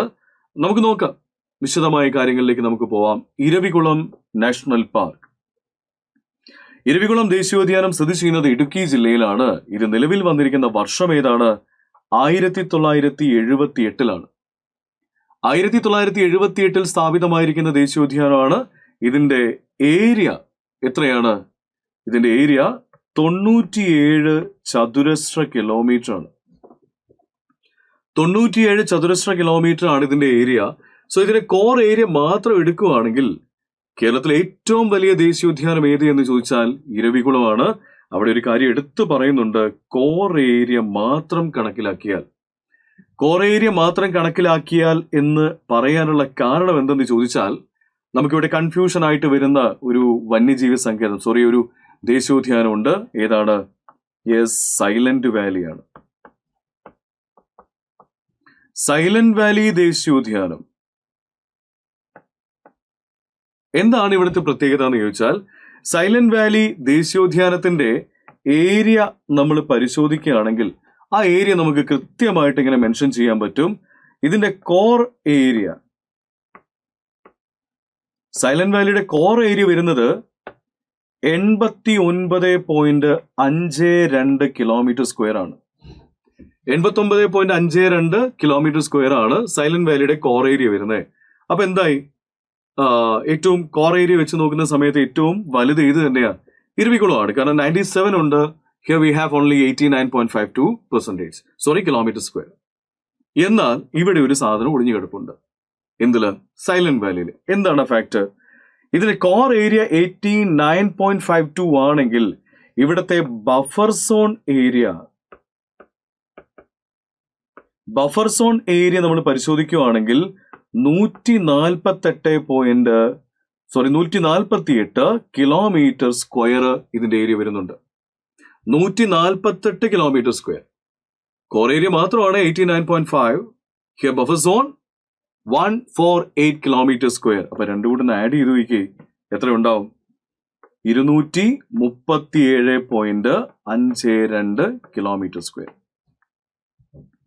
അല്ലെ? അപ്പൊ ഇവിടെ ഒരു ചോദ്യം വരികയാണെങ്കിൽ ആ ചോദ്യം എങ്ങനെയായിരിക്കും? ബഫർ സോൺ കൂടി പരിഗണിക്കുകയാണെങ്കിൽ കേരളത്തിലെ ഏറ്റവും വലിയ നാഷണൽ പാർക്ക് ഏത്, ദേശീയോദ്യാനം ഏതെന്ന് ചോദിച്ചാൽ അത് സൈലന്റ് വാലിയാണ്. Another confusing fact. ഏറ്റവും വലുത് കോർ ഏരിയ മാത്രം എടുക്കുകയാണ്. അങ്ങനെയാണ് പൊതുവെ പറയാം. ഏതാണ്? ഇരവികുളം. ബഫർ സോൺ കൂടി പരിഗണിച്ചാൽ സൈലന്റ് വാലി ഈസ് ആൻസർ. ഇനി അറിഞ്ഞിരിക്കേണ്ട പ്രധാനപ്പെട്ട ചില മറ്റ് ഫാക്ട്സിലേക്ക് നമുക്കൊന്ന് പോവുകയാണെങ്കിൽ, പശ്ചിമഘട്ട മലനിരകളുടെ ഭാഗമായ ഇരവികുളം ദേശീയോദ്യാനം മൂന്നാർ വനം ഡിവിഷന്റെ കീഴിൽ കണ്ണൻ ദേവൻ മലനിരകളിലായിട്ടാണ് സ്ഥിതി ചെയ്യുന്നത്. വനം ഡിവിഷനും മലനിരയും ഒന്ന് ശ്രദ്ധിച്ചു വെച്ചോളൂ. മൂന്നാർ വനം ഡിവിഷനു കീഴിൽ കണ്ണൻ ദേവൻ മലനിരകളുടെ ഭാഗമായിട്ടാണ് ഇത് സ്ഥിതി ചെയ്യുന്നത്. രണ്ട് ചോദ്യങ്ങൾ കൂടെ ഇവിടെ കാണാൻ പറ്റും. ആദ്യത്തെ ചോദ്യം എന്താണ്? ഇരവികുളം ദേശീയോദ്യാനം സ്ഥിതി ചെയ്യുന്ന താലൂക്ക് ഏത് എന്നാണ്. ഇരവികുളം ദേശീയോദ്യാനം സ്ഥിതി ചെയ്യുന്ന താലൂക്ക് അല്ലെ? ഇരവികുളം ഇടുക്കി ജില്ലയിലാണ് ഇതിന്റെ ഏരിയ ഒക്കെ സ്ഥിതി ചെയ്യുന്നത്. എന്നാൽ ഇരവികുളം ദേശീയോദ്യാനം സ്ഥിതി ചെയ്യുന്ന താലൂക്ക് എന്ന് ചോദിച്ചു കഴിഞ്ഞാലോ Devikulam താലൂക്കിലാണ്.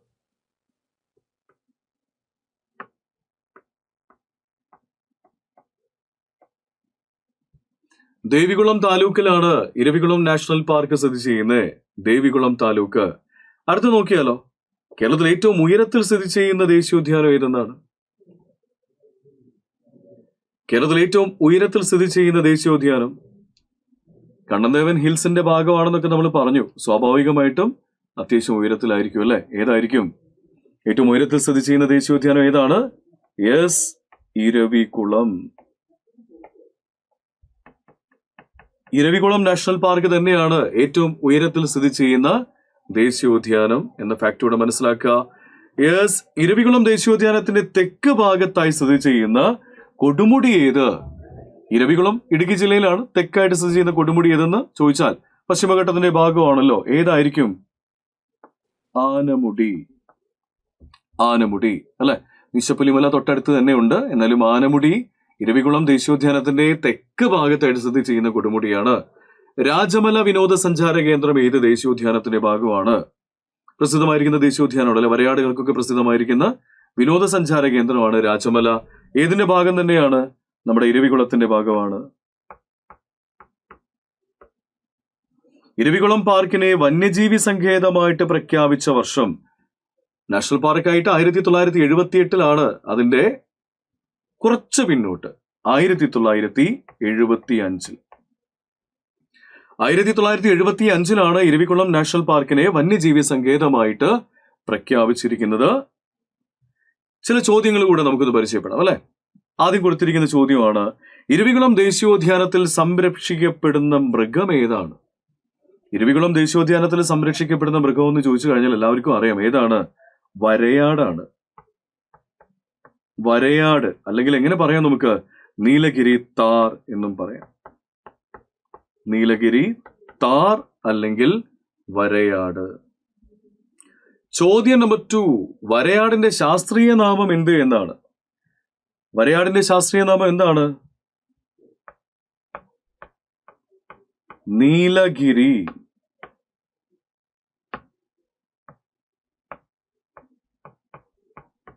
Nilgiri tragus. Nilgiri tragus hylocrius.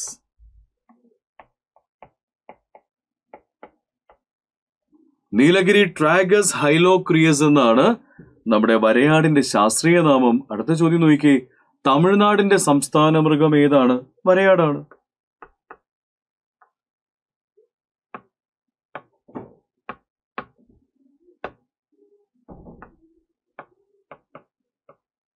വരയാടാണ് അല്ലെങ്കിൽ നീലഗിരി താറാണ് തമിഴ്നാടിന്റെ സംസ്ഥാന മൃഗമായിട്ട് നമ്മൾ പഠിച്ചു വെച്ചിട്ടുണ്ടത്. അടുത്തത്, കാർഡമം കുന്ന് ഏത് സംസ്ഥാനത്താണ് സ്ഥിതി ചെയ്യുന്നത്? കാർഡമം.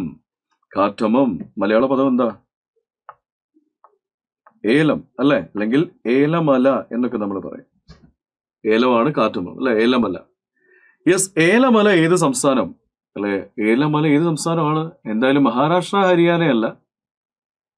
കേരളം, തമിഴ്നാട്. ആൻസർ ഏതാണ്? കേരളമാണ്. കാർഡമം ഹിൽസ് കേരളത്തിലാണ് സ്ഥിതി ചെയ്യുന്നത്. എന്താണ് കാർഡമം ഹിൽസ് എന്ന് പറഞ്ഞാൽ? എന്താണ്? നമ്മുടെ പശ്ചിമഘട്ടം ഇല്ലേ? പശ്ചിമഘട്ടത്തിലെ ഏറ്റവും ഉയരം കൂടിയ കൊടുമുടിയുടെ പേരെന്തായിരുന്നു? ആനമുടി എന്നാണ് അല്ലെ? ആനമുടി. സോ ആനമുടിയാണ് ഇത് എന്ന് കരുതുക. ആനമുടി എന്ന് പറയുന്ന ദക്ഷിണേന്ത്യയിലെ ഏറ്റവും ഉയരം കൂടിയ കൊടുമുടിയാണ് ഈ കാണുന്നത്, ആനമുടി. ഈ ആനമുടിയിൽ വെച്ച് നമ്മുടെ പശ്ചിമഘട്ടം 3 ഭാഗങ്ങളിലേക്ക് ചിതറിപ്പോകുന്നുണ്ട്. ഇപ്പൊ കാണിച്ചിരിക്കുന്നത് വടക്കോട്ട് പോകുന്ന ഭാഗമാണ്. ഇത് രണ്ടിനും ഇടയിലൂടെ വടക്ക് കിഴക്ക് ഭാഗത്തേക്ക്.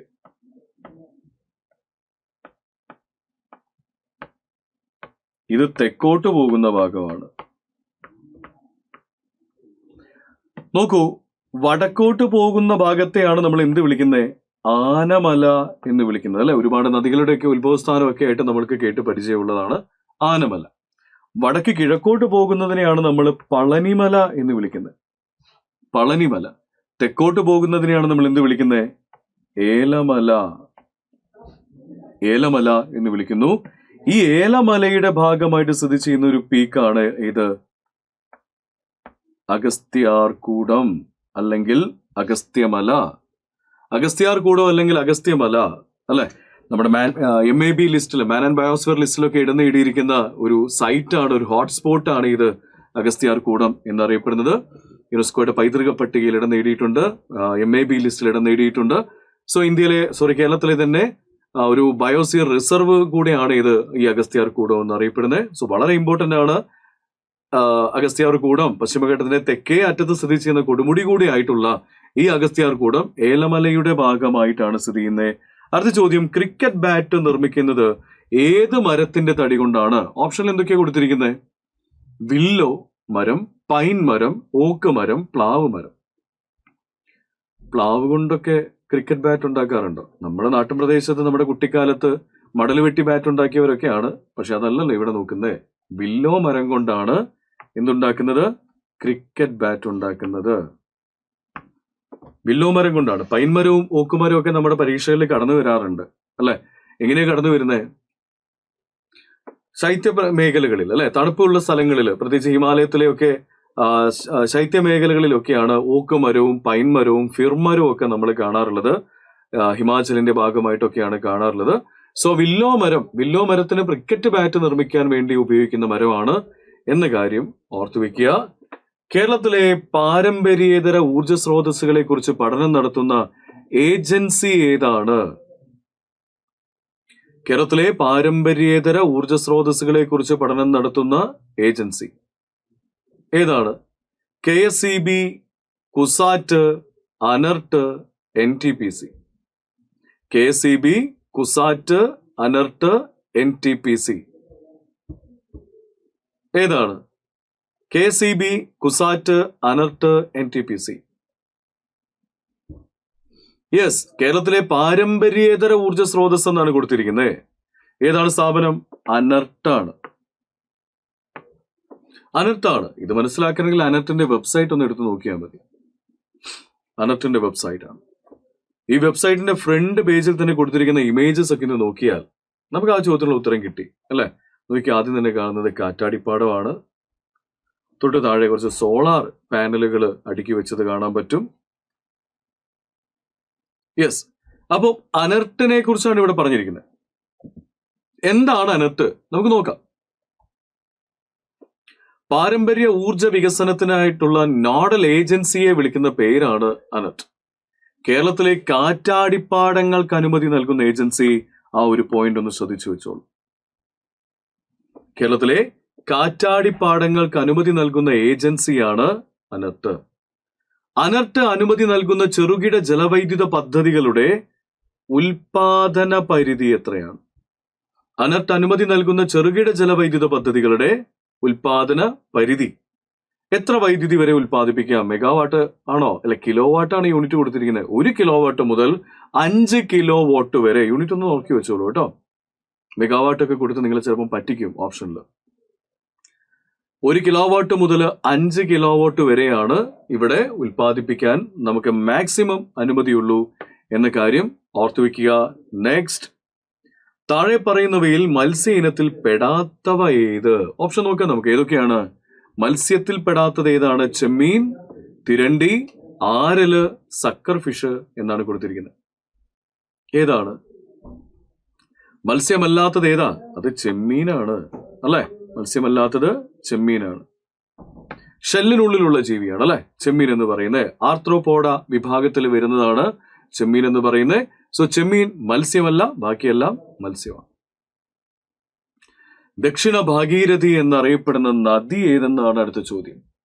ദക്ഷിണ ഭാഗീരഥി. ഈ ഒരു ചോദ്യത്തിന് ഉത്തരം കിട്ടാൻ നമുക്ക് ശരിക്കും PSC പുസ്തകങ്ങൾ പഠിക്കേണ്ട ആവശ്യമൊന്നുമില്ല അല്ലെ. വളരെ പ്രസിദ്ധമായിരിക്കുന്ന ഒരു പാട്ട്, ഒരു ഭക്തിഗാനത്തിന്റെ വരി തന്നെ എങ്ങനെയാണ്? ദക്ഷിണ ഭാഗീരഥി പമ്പ. യെസ്, ആ ഒരു വരി തന്നെ മതി അല്ലെ. അപ്പം ഓപ്ഷനിലേക്കൊന്നും നമ്മൾ പോകുന്നില്ല. മഞ്ചേശ്വരം പുഴയും അതുപോലെ തന്നെ പാമ്പാറും ഐരൂറും ഒക്കെ കൊടുത്തിട്ടുണ്ട്. അതിൽ പാമ്പാർ നിങ്ങളെ ഒന്ന് കൺഫ്യൂഷൻ ആക്കാൻ വേണ്ടി കൊടുത്തതാണ്. നമ്മളേതായാലും അതിലൊന്നും വീഴത്തില്ല. നമ്മുടെ ഉത്തരം ഏതാണ്? അത് പമ്പാ നദിയാണ്. ദക്ഷിണ ഭാഗീരഥി പമ്പ. യെസ്, പമ്പാ നദിയുമായിട്ട് ബന്ധപ്പെട്ട് നമ്മൾ ഇനി എന്തൊക്കെ പഠിക്കാനുണ്ട്? പരീക്ഷകളിൽ ചോദിക്കുന്ന പ്രധാനപ്പെട്ട ചോദ്യങ്ങൾ നമുക്ക് നോക്കിയാലോ. പമ്പാ നദിയുടെ ഉത്ഭവം എവിടെയാണ്, എവിടെ വെച്ചാണ് ഉത്ഭവിക്കുന്നത്? നോക്കാം. പമ്പയുടെ ഉത്ഭവസ്ഥാനം പുളിച്ചിമലയിൽ നിന്നുമാണ് അല്ലെ. പുളിച്ചിമലയിൽ നിന്നുമാണ്. അല്ലെങ്കിൽ നിങ്ങൾക്ക് പറയാം പീരുമേട് പീഠഭൂമിയിൽ നിന്നുമാണ്.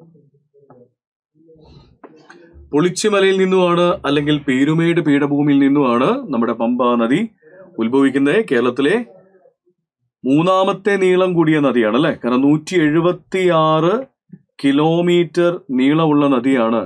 176 കിലോമീറ്റർ നീളം എന്ന് പറഞ്ഞാൽ കേരളത്തിലെ മൂന്നാമത്തെ നീളം കൂടിയ നദിയാണ് എന്ന കാര്യം ഓർക്കുക. ഓക്കെ, പമ്പാ നദിയുമായി ബന്ധപ്പെട്ട് മൂന്നാമത്തെ നീളം കൂടിയ നദി എന്ന് പറഞ്ഞ ഫാക്ട് ഒന്ന് ഓർത്തു വെച്ചോളണം. കാരണം എക്സാമിൽ ചോദിച്ചിട്ടുണ്ട് അല്ലെ. ഏറ്റവും നീളം കൂടിയ നദി ചോദിച്ചിട്ടുണ്ട്. രണ്ടാമത്തെ നീളം കൂടിയ നദി ഭാരതപ്പുഴയാണ്. മൂന്നാമത്തെ നീളം കൂടിയ നദി പമ്പയാണ്. പമ്പ പ്രാചീന കാലത്ത് അറിയപ്പെട്ടിരുന്ന പേരെന്ത് എന്നാണ് അടുത്ത ചോദ്യം. പ്രാചീന കാലത്ത് പമ്പാ നദി അറിയപ്പെട്ടിരുന്ന പേരെന്തായിരുന്നു? അത് ബാരിസ് എന്നാണ്. ബാരിസ്.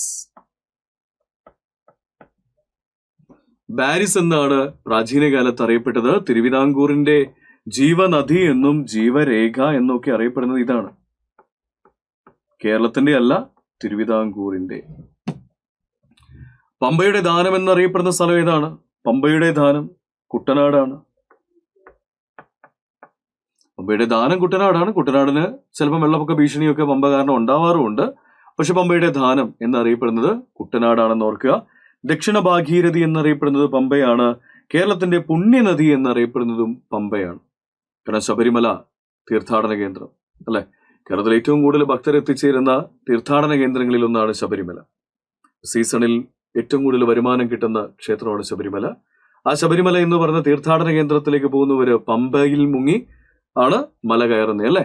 സോ പുണ്യനദിയാണ് പമ്പ എന്നോർത്തു വെക്കുക. പമ്പാ നദി പതിക്കുന്നത് എവിടെയാണ്? ഓൾറെഡി നമ്മൾ പറഞ്ഞു. എവിടെയാണ്? വേമ്പനാട്ട് കായലിലാണ്.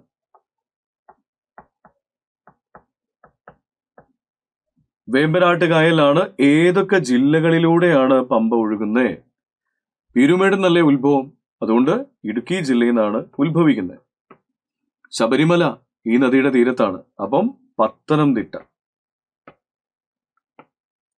വേമ്പനാട്ട് കായലിലാണ് പതിക്കുന്നത്. വേമ്പനാട്ട് കായലാണ് പതിക്കുന്നത് എങ്കിൽ ആലപ്പുഴ ജില്ലയുമായി അല്ലെ. ആലപ്പുഴയുമായി. ക്ലിയർ. പെരുന്തേനരുവി വെള്ളച്ചാട്ടം എക്സാമിന് ചോദിച്ചൊരു വെള്ളച്ചാട്ടമാണ് അല്ലെ. പെരുന്തേനരുവി വെള്ളച്ചാട്ടം ഏത് നദിയിലാണ്? അത് പമ്പാ നദിയിലാണ്. പമ്പയുടെ പ്രധാനപ്പെട്ട പോഷക നദികൾ ഏതൊക്കെയാണ്? അച്ചൻകോവിലാർ. പ്രധാനപ്പെട്ട ട്രിബ്യൂട്ടറി ആയിട്ട് നിങ്ങൾക്ക് പഠിക്കേണ്ട ഒന്ന് അച്ചൻകോവിലാർ തന്നെയാണ്. മറ്റൊന്ന് കക്കിയാർ. കക്കിയാറിന് പ്രാധാന്യമുണ്ട്. കാരണം കക്കിപ്പുഴയിലും പമ്പയിലും ആയിട്ടാണ് കേരളത്തിലെ ഏറ്റവും വലിയ രണ്ടാമത്തെ ജലവൈദ്യുത പദ്ധതി സ്ഥിതി ചെയ്യുന്നത് അല്ലെ. ശബരിഗിരി പദ്ധതി. ഓക്കെ. അഴുതയാറ്, മണിമലയാറ്, കല്ലാർ ഇതൊക്കെ പമ്പയുടെ പോഷക നദികളാണ്. ദെൻ പമ്പയുടെ തീരത്ത് വെച്ച് നടക്കുന്ന പ്രധാനപ്പെട്ട 2 സമ്മേളനങ്ങളാണ് ഇനി നമ്മളിവിടെ മെൻഷൻ ചെയ്തിരിക്കുന്നത്. അതിലൊന്നാണ് മരാമൻ കൺവെൻഷൻ, മറ്റൊന്ന് ചെറുകോൽപ്പുഴ കൺവെൻഷൻ സമ്മേളനം അല്ലെ. മരാമൻ കൺവെൻഷൻ എന്ന് വെച്ചാൽ ഏഷ്യയിലെ തന്നെ ഏറ്റവും വലിയ ക്രിസ്തുമത സമ്മേളനമാണ്. ചെറുകോൽപ്പുഴ എന്ന് പറഞ്ഞിട്ടുണ്ടെങ്കിൽ അത് ഒരു ഹിന്ദുമത സമ്മേളനമാണ്. ഹിന്ദുമത സമ്മേളനമായ ചെറുകോൽപ്പുഴ സമ്മേളനവും മരാമൻ കൺവെൻഷനും നടക്കുന്നത് പമ്പാ നദിയുടെ തീരത്താണ്. തൊട്ടടുത്തൊരു ചോദ്യം കണ്ടല്ലോ. ഏഷ്യയിലെ ഏറ്റവും വലിയ ക്രിസ്തുമത സമ്മേളനം ഏതാണ്? അത് മരാമൻ കൺവെൻഷൻ ആണ്.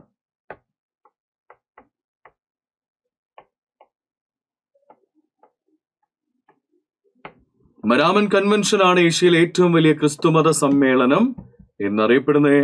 ഇനി പമ്പാ നദിയിലെ വള്ളംകളികള് ഏതൊക്കെയാണ് നമുക്ക് നോക്കാം. പമ്പാ നദിയിലെ വള്ളംകളികൾ ഏതൊക്കെയാണ്? ഒന്ന് ആറന്മുള ഉത്രട്ടാതി വള്ളംകളി, മറ്റൊന്ന് ചമ്പക്കുളം മൂലം വള്ളംകളി.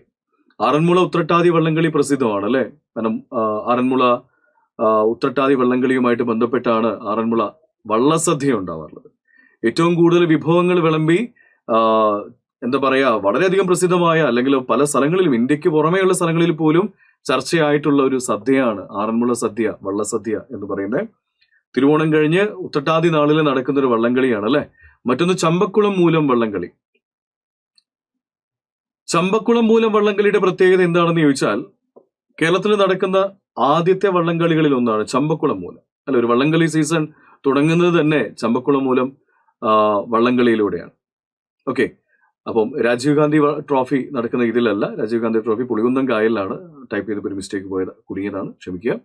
സോ പമ്പയിലെ വള്ളംകളികളാണ് ആറന്മുള ഉത്രട്ടാതി വള്ളംകളി, ചമ്പക്കുളം മൂലം വള്ളംകളി, ഓർത്തുവെക്കുക. നെക്സ്റ്റ് ക്വസ്റ്റ്യൻ, കേരളത്തിന്റെ ഔദ്യോഗിക പക്ഷി ഏതാണ്?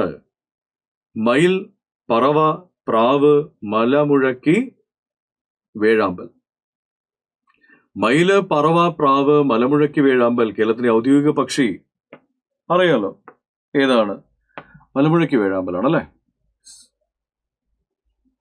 അടുത്ത ചോദ്യം, കേരളത്തിലെ ആദ്യത്തെ വന്യജീവി സങ്കേതം ഏതാണ്?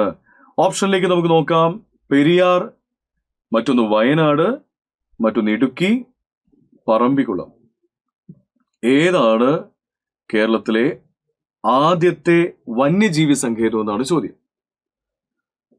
കേരളത്തിൽ ഏകദേശം 18ഓളം വന്യജീവി സങ്കേതങ്ങളുണ്ട് അല്ലെ. 18ഓളം വന്യജീവി സങ്കേതങ്ങളുണ്ട്. അതിൽ ആദ്യത്തെ വന്യജീവി സങ്കേതം ഏത് എന്നാണ് ചോദ്യം.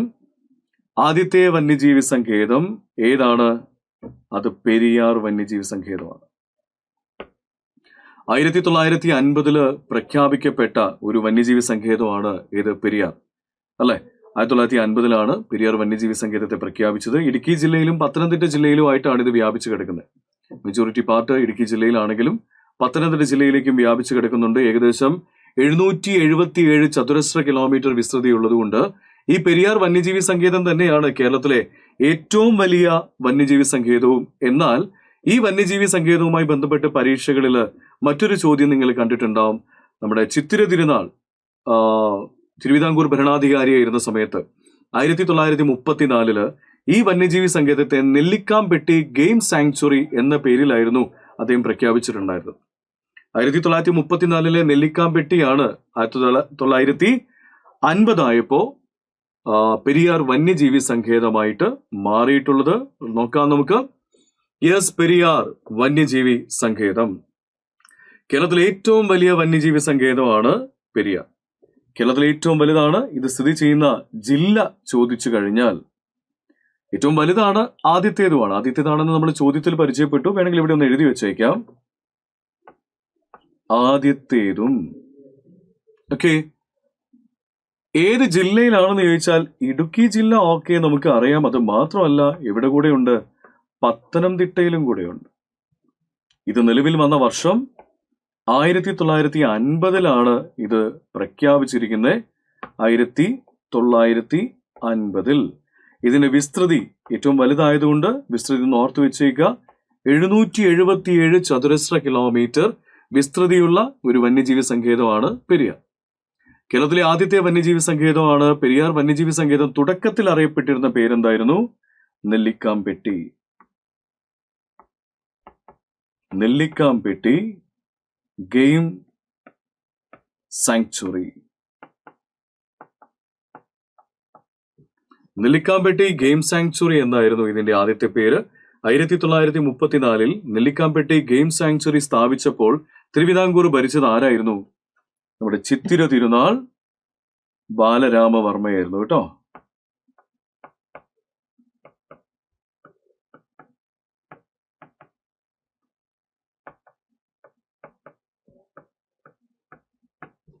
ചിത്തിര തിരുനാൾ ബാലരാമവർമ്മയായിരുന്നു ഇത് പ്രഖ്യാപിച്ച സമയത്ത് തിരുവിതാംകൂർ രാജാവായിട്ടുണ്ടായിരുന്നത്. അവിടെ മുൻപ് ചോദിച്ച മറ്റൊരു ചോദ്യമാണ്, നെല്ലിക്കാംപെട്ടി ഗെയിം സാങ്ച്വറിയുടെ ആദ്യത്തെ വാർഡൻ ആരാണ്? നെല്ലിക്കാമ്പെട്ടി ഗെയിം സാങ്ച്വറിയുടെ ആദ്യത്തെ വാർഡന്റെ പേരാണ് SCH റോബിൻസൺ. SCH റോബിൻസൺ ആയിരുന്നു ഈ നെല്ലിക്കാമ്പെട്ടി ഗെയിം സാങ്ച്വറിയുടെ ആദ്യത്തെ വാർഡൻ. നമ്മുടെ ചിത്തിര തിരുനാൾ നിയമിച്ച വ്യക്തിയാണ് അല്ലെ. പെരിയാറിനെ വന്യജീവി സങ്കേതമായിട്ട് പ്രഖ്യാപിച്ച വർഷം, പെരിയാർ വന്യജീവി സങ്കേതമായി പ്രഖ്യാപിച്ച വർഷം ആവർത്തനമാണ്, വളരെ ഇമ്പോർട്ടന്റ് ആണ്. അതുകൊണ്ട് വീണ്ടും പറയുന്നു, 1950 ഓർത്തു വെച്ചോളാം. പെരിയാറിനെ ടൈഗർ റിസർവ് ആയിട്ട് പ്രഖ്യാപിച്ച വർഷം 1978 ടൈഗർ റിസർവ് ആയിട്ട് പ്രഖ്യാപിച്ചിരിക്കുന്നത്. പെരിയാർ വന്യജീവി സങ്കേതത്തിന്റെ കോർ പ്രദേശത്തെ ദേശീയോദ്യാനമായി പ്രഖ്യാപിച്ച വർഷം കേന്ദ്ര സർക്കാരിന്റെ റിപ്പോർട്ടിൽ കൊടുത്തിട്ടുണ്ടെന്ന് പറഞ്ഞു, തുടക്കത്തിൽ നമ്മൾ പറഞ്ഞിരുന്നു അല്ലെ. ഏത് വർഷമായിരുന്നു? 1982 പെരിയാർ വന്യജീവി സങ്കേതം പ്രൊജക്ട് എലഫന്റിന് കീഴിൽ വന്ന വർഷം ഏത്? പെരിയാർ വന്യജീവി സങ്കേതം പ്രൊജക്ട് എലഫന്റിന് കീഴിൽ വന്ന വർഷം 1992 ഈ വർഷങ്ങൾ പെരിയാറിനെ വന്യജീവി സങ്കേതമായി പ്രഖ്യാപിച്ച വർഷം ആവർത്തിച്ച് പറഞ്ഞതാണ്. കാരണം ഈ വർഷങ്ങൾ ഒരുമിച്ച് തന്നെ എഴുതി വെക്കാനുള്ള കാരണം അത് നിങ്ങൾ ശ്രദ്ധിക്കണം, വർഷങ്ങൾ മാറിപ്പോരുത്. വന്യജീവി സങ്കേതമായി പ്രഖ്യാപിക്കുന്നത് 1950, ടൈഗർ റിസർവ് ആയിട്ട് പ്രഖ്യാപിക്കുന്നത് 1978, വന്യജീവി സങ്കേതത്തിന്റെ കോർ ഏരിയയെ നാഷണൽ പാർക്കായിട്ട് പ്രഖ്യാപിക്കുന്ന വർഷം 1982, പ്രൊജക്ട് എലഫന്റിന് കീഴിൽ വന്ന വർഷം 1992 ഓർത്തുവെക്കുക. പെരിയാർ വന്യജീവി സങ്കേതത്തിന്റെ മറ്റൊരു പേരെന്ത്? ഇതിന്റെ മറ്റൊരു പേരാണ് തേക്കടി വന്യജീവി സങ്കേതം. തേക്കടി വന്യജീവി സങ്കേതം എന്നറിയപ്പെടുന്നതും പെരിയാർ തന്നെയാണ്. തേക്കടി വന്യജീവി സങ്കേതം. ക്ലിയർ? പെരിയാർ വന്യജീവി സങ്കേതത്തിന്റെ ഭൂരിഭാഗവും സ്ഥിതി ചെയ്യുന്ന താലൂക്ക്, ചോദ്യം അങ്ങനെയാണ് കൊടുത്തിരിക്കുന്നത്, ഭൂരിഭാഗവും സ്ഥിതി ചെയ്യുന്ന താലൂക്ക്. കാരണം ഇത് പൂർണ്ണമായിട്ടും ഒരു ജില്ലയിലല്ലല്ലോ, അതുകൊണ്ട് ഇടുക്കി ജില്ലയില് പീരുമേട് താലൂക്കിലാണ്. ശബരിമല സ്ഥിതി ചെയ്യുന്ന വന്യജീവി സങ്കേതം ഏതാണ്? ശബരിമല ഏതിലാണ്? പത്തനംതിട്ട ജില്ലയിലുണ്ടല്ലോ ഇത്. പെരിയാർ വന്യജീവി സങ്കേതത്തിലായിട്ടാണ് സ്ഥിതി ചെയ്യുന്നത്. അടുത്ത ചോദ്യത്തിലേക്ക് നമുക്ക് പ്രവേശിക്കാം. കൊച്ചിയുടെ ശ്വാസകോശം എന്നറിയപ്പെടുന്ന പക്ഷി സങ്കേതം ഏത് എന്നാണ് ചോദ്യം അല്ലെ. കൊച്ചിയുടെ ശ്വാസകോശം എന്നറിയപ്പെടുന്ന പക്ഷി സങ്കേതം മംഗളവനം, ഇരവികുളം, തട്ടേക്കാട്, പെരിയാറ്. ഓപ്ഷനിൽ കാണുന്നത് ഇതൊക്കെയാണ്. കൊച്ചിയുടെ ശ്വാസകോശം കൊച്ചി പട്ടണത്തിലുള്ള, എറണാകുളം ജില്ലയിലെ കൊച്ചി പട്ടണത്തിനുള്ളിലായിട്ടുള്ള പക്ഷി സങ്കേതം അല്ലെ. നമ്മുടെ കേരള ഹൈക്കോടതിയുടെ ജനൽ തുറന്നു കഴിഞ്ഞാൽ നമ്മൾ കാണുന്ന പക്ഷി സങ്കേതം. കണ്ടൽക്കാടുകൾക്കുള്ളിൽ കടവാവലുകൾക്കും ചിലന്തികൾക്കും പ്രസിദ്ധമായിട്ടുള്ള കേരളത്തിലെ ഏറ്റവും ചെറിയ പക്ഷി സങ്കേതം, വെറും 0.02 ചതുരശ്ര കിലോമീറ്റർ മാത്രം വിസ്തൃതിയുള്ള പക്ഷി സങ്കേതം മംഗളവനം. മംഗളവനം പക്ഷി സങ്കേതം കേരളത്തിലെ ഏറ്റവും ചെറിയ പക്ഷി സങ്കേതമാണ്. കൊച്ചിയുടെ ശ്വാസകോശം എന്നറിയപ്പെടുന്നത് എറണാകുളം ജില്ലയിലായിട്ടാണ് സ്ഥിതി ചെയ്യുന്നത്. ഇത് നിലവിൽ വന്നിരിക്കുന്ന വർഷം ഏത് എന്ന് ചോദിച്ചാൽ 2004 ഇത് സ്ഥാപിതമായിരിക്കുന്നത്. ഇതിന്റെ ഏരിയ 0.0274 ചതുരശ്ര കിലോമീറ്റർ, വെറും 0.02. അപ്പോൾ ഓർത്താൽ മതിയല്ല, ഏറ്റവും ചെറുതായിരിക്കും. കേരളത്തിലെ ഏറ്റവും ചെറിയ പക്ഷി സങ്കേതമാണ്. കൊച്ചി നഗരത്തിൽ സ്ഥിതി ചെയ്യുന്ന പക്ഷി സങ്കേതമാണ്. ഇമ്പോർട്ടന്റ് ആയ ഒരു പോയിന്റ് ആണ് കേട്ടോ. കൊച്ചി നഗരത്തിൽ, പട്ടണത്തിനുള്ളിൽ സ്ഥിതി ചെയ്യുന്ന ഒരു ബേർഡ് സാങ്ച്വറിയാണ്. ദെൻ കേരള ഹൈക്കോടതി കെട്ടിട സമുച്ചയത്തിന് സമീപത്തായി സ്ഥിതി ചെയ്യുന്ന പക്ഷി സങ്കേതം ഹൈക്കോടതിക്ക് സമീപമാണ്. കേരളത്തിൽ അപൂർവ ഇനം കടവാവലുകൾ കാണപ്പെടുന്നു. അതുപോലെ തന്നെ വിവിധ ഇനം ചിലന്തികൾ കാണപ്പെടുന്നു. കണ്ടൽ വനങ്ങൾക്കുള്ളിൽ സ്ഥിതി ചെയ്യുന്ന ഒരു പക്ഷി സങ്കേതവും കൂടെയാണ്. കണ്ടൽ വനങ്ങൾക്കുള്ളിലായിട്ടാണ് ഇത് സ്ഥിതി ചെയ്യുന്നത്. ക്ലിയർ? അപ്പൊ മംഗളവനം പക്ഷി സങ്കേതത്തെ കുറിച്ചുള്ള ഡാറ്റകൾ നമ്മൾ പഠിച്ചു കഴിഞ്ഞു. അപ്പോ നമ്മുടെ സൈലം പ്രൊവൈഡ് ചെയ്യുന്ന പുതിയ കോഴ്സുകളെ നമുക്കൊന്ന് പരിചയപ്പെട്ടാലോ. ലേറ്റസ്റ്റ് ആയിട്ട് തുടങ്ങുന്ന അല്ലെങ്കിൽ തുടങ്ങിയിരിക്കുന്ന ബാച്ചുകൾ ഏതൊക്കെയാണ് നോക്കാം. LDC 2027 എക്സാമിനേഷൻ ഏകദേശം നമുക്ക് ഉറപ്പിക്കാം അല്ലെ. 27 എന്തായാലും എക്സാം നടക്കും. അതിനുവേണ്ടി തയ്യാറെടുക്കുന്നവർക്ക് വേണ്ടി നമ്മൾ സ്റ്റാർട്ട് ചെയ്തിരിക്കുന്ന ഒരു ബാച്ചാണ് LDC 2027. Batch June 17 batch start ചെയ്തു. 1999 രൂപയാണ് ഇതിന്റെ ഫീസായിട്ട് കൊടുത്തിരിക്കുന്നത്. ഡിഗ്രി പ്രിലിംസ് ബാച്ച് എന്ന് പറഞ്ഞൊരു ബാച്ച് സ്റ്റാർട്ട് ചെയ്തിട്ടുണ്ട്. 2999 ജൂലൈ 1 ബാച്ച് സ്റ്റാർട്ട് ചെയ്തു. ഡിഗ്രി എന്താ പറയാ, സ്റ്റാർട്ട് ചെയ്തവർക്ക് പോലും നിസ്സാരമായിട്ട് എളുപ്പത്തിൽ തന്നെ പഠിച്ചെടുക്കാൻ പറ്റുന്ന രീതിയിലാണ് ഡിഗ്രി പ്രിലിംസ് ബാച്ചിന്റെ ക്ലാസ്സുകളെല്ലാം നമ്മൾ ചാർട്ട് ചെയ്തിരിക്കുന്നത്. അതിൽ LP UP ഒരു അധ്യാപകനോ അധ്യാപികയോ ആവാൻ ആഗ്രഹിക്കുന്നവർക്ക് വേണ്ടി സൈലം പ്രൊവൈഡ് ചെയ്യുന്ന ബാച്ചാണ് LP UP 2027. അതുപോലെ വാരിയസ് LGSന്റെ ബാച്ച് ജസ്റ്റ് സ്റ്റാർട്ട് ചെയ്തതേ ഉള്ളൂ. ജൂൺ 29 സ്റ്റാർട്ട് ചെയ്ത ബാച്ചാണ്. 1699 രൂപയാണ് അതിന് ഫീസ് വരുന്നത്. അതിന് ഡിഗ്രി മെയിൻ എക്സാമിനേഷൻ മെയിൻസിന് വേണ്ടിയിട്ടുള്ള ഒരു ബാച്ച് നമ്മൾ മെയ് 17 സ്റ്റാർട്ട് ചെയ്തിരിക്കുന്ന ഒരു ബാച്ചാണ്. 2499 രൂപയാണ് ഈ ഒരു ബാച്ചിന്. അപ്പോൾ ക്ലാസ് സ്റ്റാർട്ട് ചെയ്തല്ലോ അല്ലെങ്കിൽ തുടങ്ങിപ്പോയ ബാച്ചാണല്ലോ എന്ന് കരുതി നിങ്ങൾ പേടിക്കേണ്ട. റെക്കോർഡഡ് വീഡിയോസ് നിങ്ങൾക്ക് അവൈലബിൾ ആണ്. പ്രിന്റഡ് മെറ്റീരിയൽസും അതുപോലെ വീഡിയോസും ഒക്കെ ഓൾറെഡി നമ്മുടെ സ്ലൈഡുകളൊക്കെ നിങ്ങൾക്ക് അവൈലബിൾ ആയിരിക്കും. സോ ലേറ്റ് ആക്കണ്ട, എത്രയും പെട്ടെന്ന് തന്നെ എന്ത് ചെയ്യുക, ബാച്ചിൽ ജോയിൻ ചെയ്യുക. നമുക്ക് ബാക്കി ചോദ്യങ്ങളിലേക്ക് പോയാലോ. യെസ്, വിഴിഞ്ഞം തുറമുഖം സ്ഥിതി ചെയ്യുന്ന കേരളത്തിലെ ജില്ല ഏത് എന്നാണ് ചോദ്യം. വിഴിഞ്ഞം തുറമുഖം സ്ഥിതി ചെയ്യുന്ന കേരളത്തിലെ ജില്ല ഏത് എന്ന് ചോദിച്ചാൽ ഏത് ജില്ലയാണ്? ഓപ്ഷൻ കൊല്ലം, എറണാകുളം, പാലക്കാട്, തിരുവനന്തപുരം. പാലക്കാടൊക്കെ ഓപ്ഷനിൽ എന്ത് അടിസ്ഥാനത്തിലാണ് കൊണ്ടിട്ടേന്ന് മനസ്സിലാവുന്നില്ല. കടൽ തീരം പോലും ഇല്ലാത്ത പാലക്കാട് ഓപ്ഷനിലിട്ടു. കൊല്ലം, എറണാകുളം, തിരുവനന്തപുരം അല്ലെ? ഏതാണ്? തിരുവനന്തപുരം ജില്ലയിലാണ് വിഴിഞ്ഞം. നമ്മൾ ഓൾറെഡി പറഞ്ഞു, ഏറ്റവും ആഴം കൂടിയ തുറമുഖമാണല്ലേ വിഴിഞ്ഞം. തിരുവനന്തപുരം ജില്ലയിലായിട്ടാണ്. അടുത്ത ചോദ്യം എന്താണ്? കേരളത്തിലെ ആദ്യത്തെ ജലവൈദ്യുത പദ്ധതി ഏത്? കേരളത്തിലെ ആദ്യത്തെ ജലവൈദ്യുത പദ്ധതി ഏതെന്നാണ് ചോദ്യം. ഏതാണ്? ആദ്യത്തെയാണ്. ഏതാണ്? പള്ളിവാസൽ. നമ്മൾ ഓൾറെഡി പറഞ്ഞിട്ടുണ്ടായിരുന്നു. കേരളത്തിലെ നിത്യഹരിത വനം എന്നറിയപ്പെടുന്നത്, കേരളത്തിലെ നിത്യഹരിത വനം എന്നറിയപ്പെടുന്നത് സൈലന്റ് വാലി, ഇരവികുളം, ഇടുക്കി, നീലഗിരി. കേരളത്തിലെ നിത്യഹരിത വനം എന്നറിയപ്പെടുന്നത് ഏതാണ്? സൈലന്റ് വാലി ദേശീയോദ്യാനത്തെയാണ് കേരളത്തിന്റെ നിത്യഹരിത വനം എന്ന് പറയുന്നത്. സൈലന്റ് വാലി നമ്മൾ പറഞ്ഞിട്ടുണ്ടായിരുന്നു, ബഫർ സോൺ കൂടി പരിഗണിക്കുകയാണെങ്കിൽ കേരളത്തിലെ ഏറ്റവും വലിയ നാഷണൽ പാർക്കായിട്ട് പോലും പ്രഖ്യാപിക്കും അല്ലെ? സൈലന്റ് വാലിയെ പ്രഖ്യാപിക്കണം. അടുത്തത്, സമുദ്രനിരപ്പിൽ നിന്നും 7.5 മീറ്റർ മുതൽ 75 മീറ്റർ വരെ ഉയരമുള്ള കേരളത്തിന്റെ ഭൂപ്രകൃതി ഏത് എന്നാണ് അടുത്ത ചോദ്യം. നോക്കൂ,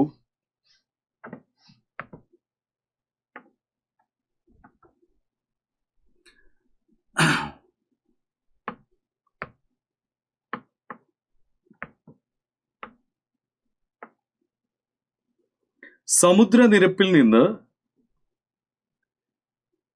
7.5 മീറ്റർ വരെയാണ് ഉയരമെങ്കിൽ ആ ഭാഗം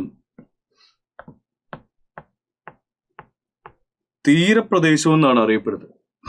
7.5 മീറ്റർ വരെയാണ് തീരപ്രദേശത്തിന് ഹൈറ്റ് ഉള്ളൂ കേട്ടോ. 7.5 മീറ്റർ വരെ ഉയരം കാണത്തുള്ളൂ. അത് കഴിഞ്ഞാൽ 75 മീറ്റർ വരെ ഉയരമുള്ള പ്രദേശമാണെങ്കിൽ ആ ഒരു ഏരിയ വിളിക്കുന്ന പേരാണ് ഇടനാട്. ഇടനാട് ലാറ്ററൈറ്റ് മണ്ണിനൊക്കെ വളരെ പ്രസിദ്ധമായിരിക്കുന്ന ഒരു സ്ഥലമാണ് അല്ലെ? ഈ 75 മീറ്ററിന് മുകളിലേക്കുള്ള സ്ഥലമാണെങ്കിൽ അതിനെയാണ് നമ്മൾ എന്ത് വിളിക്കുന്നത്? മലനാട് എന്ന് വിളിക്കുന്നത്. മലനാട്. നോർമലി ഹ്യൂമൻ ഡെൻസിറ്റി ഒക്കെ കുറഞ്ഞിട്ടുള്ള ഒരു ഏരിയ ആണ് മലനാട്. ഹൈ റേഞ്ച് ഏരിയ ആണ്. 75 മീറ്ററിൽ കൂടുതൽ ഉയരമുള്ള പ്രദേശമാണ്. റെഡി? ഇനി നമുക്ക് ആ ചോദ്യം നോക്കിയാലോ. സമുദ്രനിരപ്പിൽ നിന്നും 7.5 മീറ്റർ മുതൽ 75 മീറ്റർ വരെ ഉയരമുള്ള കേരളത്തിന്റെ ഭൂപ്രകൃതി ഏതാണ്? അത് ഇടനാടാണ്. ഓപ്ഷൻ ബി ആണ് നമ്മുടെ ഉത്തരം. കേരളത്തിലെ ഏറ്റവും വലിയ ശുദ്ധജല തടാകം ഏത്? കേരളത്തിലെ ഏറ്റവും വലിയ ശുദ്ധജല തടാകം എന്നാണ് ചോദിച്ചിരിക്കുന്നത്. ശുദ്ധജല തടാകം ഏതാണ്? അത് ശാസ്താംകോട്ട തടാകമാണ്. ശാസ്താംകോട്ട ആണ് ഏറ്റവും വലിയ ശുദ്ധജല തടാകം. ഉൾനാടനാണ് അല്ലെ? ശുദ്ധജല തടാകമാണ് ശാസ്താംകോട്ട. ആലപ്പുഴ, കോട്ടയം, എറണാകുളം ജില്ലകളിലായി വ്യാപിച്ചു കിടക്കുന്ന കായൽ ഏതാണ്? നമ്മൾ വരച്ച് പഠിച്ചിരുന്നു. ഏതാണ്? ആലപ്പുഴയിലും എറണാകുളത്തും കോട്ടയത്തുമായിട്ട് വ്യാപിച്ചു കിടക്കുന്നത് വേമ്പനാട്ട് കായൽ, അഷ്ടമുടിക്കായൽ, കായംകുളം കായൽ, പരവൂർ കായൽ. നമ്മുടെ ഉത്തരം ഏതാണ്? അത് വേമ്പനാട്ട് കായലാണ് അല്ലെ. ആലപ്പുഴ, കോട്ടയം, എറണാകുളം ജില്ലകളിലായിട്ട് വ്യാപിച്ചു കിടക്കുന്ന കായലാണ് വേമ്പനാട്ടു കായൽ. താഴെ പറയുന്നവയിൽ റെയിൽവേ ഇല്ലാത്ത ജില്ല ഏതാണ്? റെയിൽവേ ഇല്ലാത്ത ജില്ല പത്തനംതിട്ട, പാലക്കാട്, മലപ്പുറം, വയനാട്. ഏത് ജില്ലയിലാണ്? വയനാട് ജില്ലയിലാണ്. വയനാട് ജില്ലയിൽ റെയിൽവേ ഇല്ല. അടുത്തത്, കേരളത്തിലെ ദേശീയ ജലപാത ഏതാണ്? NW1, NW2, NW3, NW4. Kerala PSC പരീക്ഷയ്ക്ക് ഏറ്റവും ഇഷ്ടപ്പെട്ട ഒരു ഭാഗമാണ് അല്ലെ ദേശീയ ജലപാത. ഇടയ്ക്കിടയ്ക്ക് അവര് ചോദിച്ചുകൊണ്ടിരിക്കുന്ന ഒരു കാര്യമാണ് ദേശീയ ജലപാത. കേരളത്തിലെ ദേശീയ ജലപാതയാണ് ചോദിച്ചിരിക്കുന്നത്. കേരളത്തിലെ ദേശീയ ജലപാത ഏതാണ്? അത് NW3 ആണ് കേരളത്തിലെ ദേശീയ ജലപാത. യെസ്. ഓക്കെ, അപ്പൊ നോക്കാം. NW1ഉം NW3ഉം ആണ് അല്ലെ ഏറ്റവും കൂടുതൽ പരീക്ഷകളിൽ ചോദിച്ചുകൊണ്ടിരിക്കുന്നത്. NW1 ഗംഗയിലാണ്, അലഹബാദ് ഹാൽഡിയ ഭാഗത്തായിട്ട് സ്ഥിതി ചെയ്യുന്ന ദേശീയ ജലപാതയാണ് NW1. അത് കഴിഞ്ഞാൽ PSCക്ക് ഏറ്റവും ഇഷ്ടമുള്ള നാഷണൽ വാട്ടർവേ ആണ് NW3. അപ്പൊ ദേശീയ ജലപാത 3നെ കുറിച്ച് നിങ്ങൾ അറിഞ്ഞിരിക്കേണ്ട ഒരു കാര്യം, നമ്മുടെ കേരളത്തിന്റെ തെക്ക് ഭാഗം മുതൽ വടക്ക് ഭാഗം വരെ കടന്നു പോകുന്ന ഒരു കനാലുണ്ട്. കനാൽ എന്ന് വെച്ച് കഴിഞ്ഞാൽ ഒരു വാട്ടർ വേ ഉണ്ട്. തെക്ക് മുതൽ വടക്ക് വരെ ഉള്ള ആ ഒരു ഏരിയയിലൂടെ കടന്നു പോകുന്ന ഒരു വാട്ടർ വേ ഉണ്ട്. ആ വാട്ടർ വേ നമ്മൾ വിളിക്കുന്നത് വെസ്റ്റ് കോസ്റ്റ് കനാൽ എന്നാണ് അല്ലെ.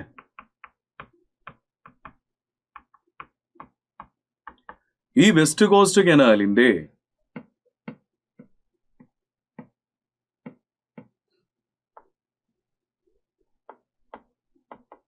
കൊല്ലം മുതല് കോഴിക്കോട് വരെയുള്ള പോർഷനെയാണ് നമ്മൾ എന്ത് വിളിക്കുന്നത്? National waterway number 3. പൂർണ്ണമായും കടലിലല്ല, ജലാശയങ്ങളിലൂടെ, അതായത് കായലിലൂടെയും കനാലിലൂടെയും ഒക്കെ കടന്നു പോകുന്ന ഒരു വാട്ടർവേ ആണ് നാഷണൽ വാട്ടർവേ നമ്പർ 3. ഇത് കൊല്ലം മുതൽ കോഴിക്കോട് വരെയാണ്. മുൻപ് പഴയ ഉത്തരം നിങ്ങൾക്കറിയാം, പണ്ട് ചോദിക്കുന്ന ചോദ്യമായിരുന്നു NW3 എവിടെ മുതൽ എവിടം വരെ ഉണ്ട്. അന്ന് കൊല്ലം മുതൽ കോട്ടപ്പുറം വരെ എന്നായിരുന്നു നമ്മുടെ ഉത്തരം. ഇത് എക്സ്റ്റെൻഡ് ചെയ്തു. ഇപ്പം കൊല്ലം മുതൽ കോഴിക്കോട് വരെയാണ് ഈ ദേശീയ ജലപാത. സോ NW3യെ പരിചയപ്പെട്ടു. കേരളത്തിന്റെ ദേശീയോത്സവം ഏതാണ്? കേരളത്തിന്റെ ദേശീയോത്സവം ഏതാണ്? കേരളത്തിന്റെ ദേശീയോത്സവം എന്ന് ചോദിച്ചാൽ വിഷു ആണോ, ഓണമാണോ, നവരാത്രി, ശിവരാത്രി, ഇതൊക്കെയാണ് ഓപ്ഷനിലുള്ളത്. കേരളത്തിലെ ദേശീയ ഉത്സവം എന്ന് ചോദിച്ചാൽ വിഷു ആണോ അല്ലെങ്കിൽ ഓണം ആണോ? കൃഷിയുമായിട്ട് ബന്ധപ്പെട്ട ഉത്സവങ്ങൾ കൂടിയാണ് അല്ലെ. ഏതാണ്? കേരളത്തിന്റെ ദേശീയോത്സവം എന്നറിയപ്പെടുന്നത് ഓണമാണ് അല്ലെ. ഓണത്തെയാണ് കേരളത്തിന്റെ ദേശീയ ഉത്സവം എന്ന് നമ്മൾ വിളിക്കുന്നത്. 1961 ഇതിനെ സംസ്ഥാന ആഘോഷമായിട്ട് പ്രഖ്യാപിക്കുന്നത് കേട്ടോ.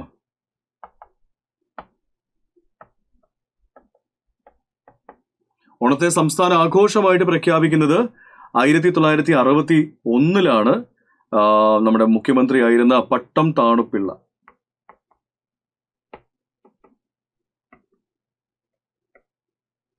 പട്ടം താണുപിള്ള സംസ്ഥാന ആഘോഷമാക്കി ഇതിനെ പ്രഖ്യാപിച്ചിട്ടുണ്ടായിരുന്നു.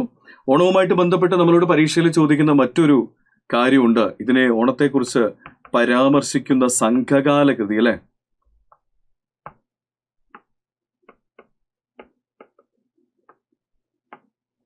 ഓണത്തെക്കുറിച്ച് പരാമർശിക്കുന്ന സംഘകാല കൃതിയാണ് ഇത്, മധുരൈ കാഞ്ചി.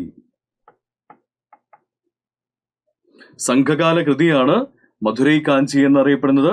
അതുപോലെ തന്നെ ചോദിച്ചിരിക്കുന്ന മറ്റൊരു ചോദ്യം നിങ്ങൾ കണ്ടിട്ടുണ്ടാവും, മാവേലി നാടു വാണിയിടും കാലം.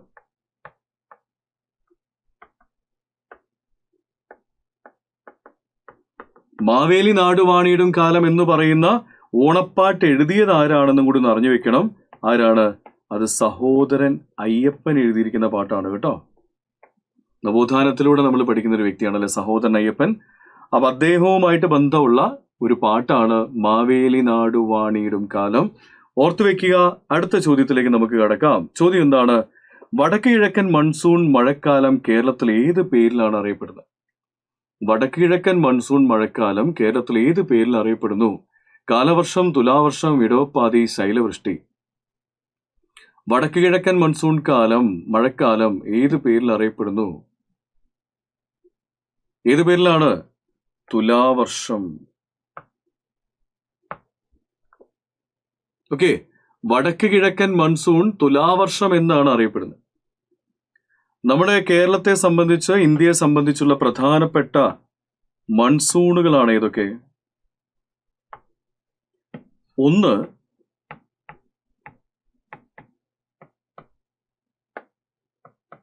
തെക്ക് പടിഞ്ഞാറൻ, രണ്ടാമത്തേതാണ് വടക്ക് കിഴക്കൻ. ഈ തെക്ക് പടിഞ്ഞാറൻ മൺസൂണിനെ നമ്മൾ വിളിക്കുന്ന പേരാണ് ഇടവപ്പാതി. മറ്റൊന്ന് കാലവർഷം. ഇടവപ്പാതി, കാലവർഷം എന്ന് വിളിക്കുന്നത് തെക്ക് പടിഞ്ഞാറിനെയും വടക്ക് കിഴക്കൻ മൺസൂണിനെ നമ്മൾ വിളിക്കുന്ന പേരാണെന്ത്? തുലാവർഷം. യെസ്, ജൂൺ മുതൽ ജൂലൈ, ഓഗസ്റ്റ്, സെപ്റ്റംബർ വരെ പെയ്യുന്ന മഴയാണ് തെക്ക് പടിഞ്ഞാറൻ, ഇടവപ്പാതി, കാലവർഷമൊക്കെ. എന്നാൽ ഒക്ടോബർ, നവംബർ മാസങ്ങളിലായിട്ട് പെയ്യുന്ന മഴയാണ് ഇത് തുലാവർഷം അല്ലെങ്കിൽ വടക്ക് കിഴക്കൻ മൺസൂൺ. റെഡി? നമുക്ക് അടുത്ത ചോദ്യത്തിലേക്ക് പോകാലോ. കേരളത്തിലെ ഏറ്റവും ചെറിയ ജില്ല, സിമ്പിൾ ക്വസ്റ്റ്യൻ, ഏതാണ്? ആലപ്പുഴ ജില്ലയാണ് അല്ലെ. ഏറ്റവും ചെറിയ ജില്ലയാണ് ആലപ്പുഴ ജില്ല. കേരളത്തിലെ ആദ്യത്തെ റെയിൽപാത നിർമ്മിച്ച വർഷമാണ് ചോദിച്ചിരിക്കുന്നത്. കേരളത്തിലെ ആദ്യത്തെ റെയിൽപാത ഓപ്ഷനിൽ നോക്കൂ, എന്തൊക്കെയാണ് കാണുന്നത്? 1861, 1961. നിങ്ങളെ കൺഫ്യൂഷൻ ആക്കാൻ വേണ്ടി കൊടുത്തിരിക്കുന്ന ഒരു ഓപ്ഷനാണ് ഇത്, ഓപ്ഷൻ ബി. കാരണം ഇപ്പൊ ഏറ്റവും കൂടുതൽ ഉത്തരം തെറ്റുന്നത് എങ്ങനെയാ?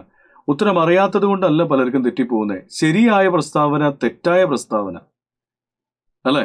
തെറ്റായ പ്രസ്താവനയാണെങ്കിൽ നമ്മൾ ശരിയായ പ്രസ്താവനയാണ് പോയിട്ട് മാർക്ക് ചെയ്യുന്നത്. അങ്ങനെയൊക്കെ അശ്രദ്ധ കൊണ്ട് പല ആളുകൾക്കും മാർക്ക് കുറഞ്ഞുകൊണ്ടിരിക്കുന്ന ഒരു കാലമാണ്. സോ ശ്രദ്ധിക്കണം. കേരളത്തിലെ ആദ്യത്തെ റെയിൽപാത നിർമ്മിച്ചിരിക്കുന്ന വർഷം ഏത് എന്ന് ചോദിച്ചാൽ അത് 1861. 1861 മാർച്ച് 12-ാം തീയതി. മാർച്ച് 12-ാം തീയതി ബേപ്പൂര് നിന്നും തിരൂരേക്ക്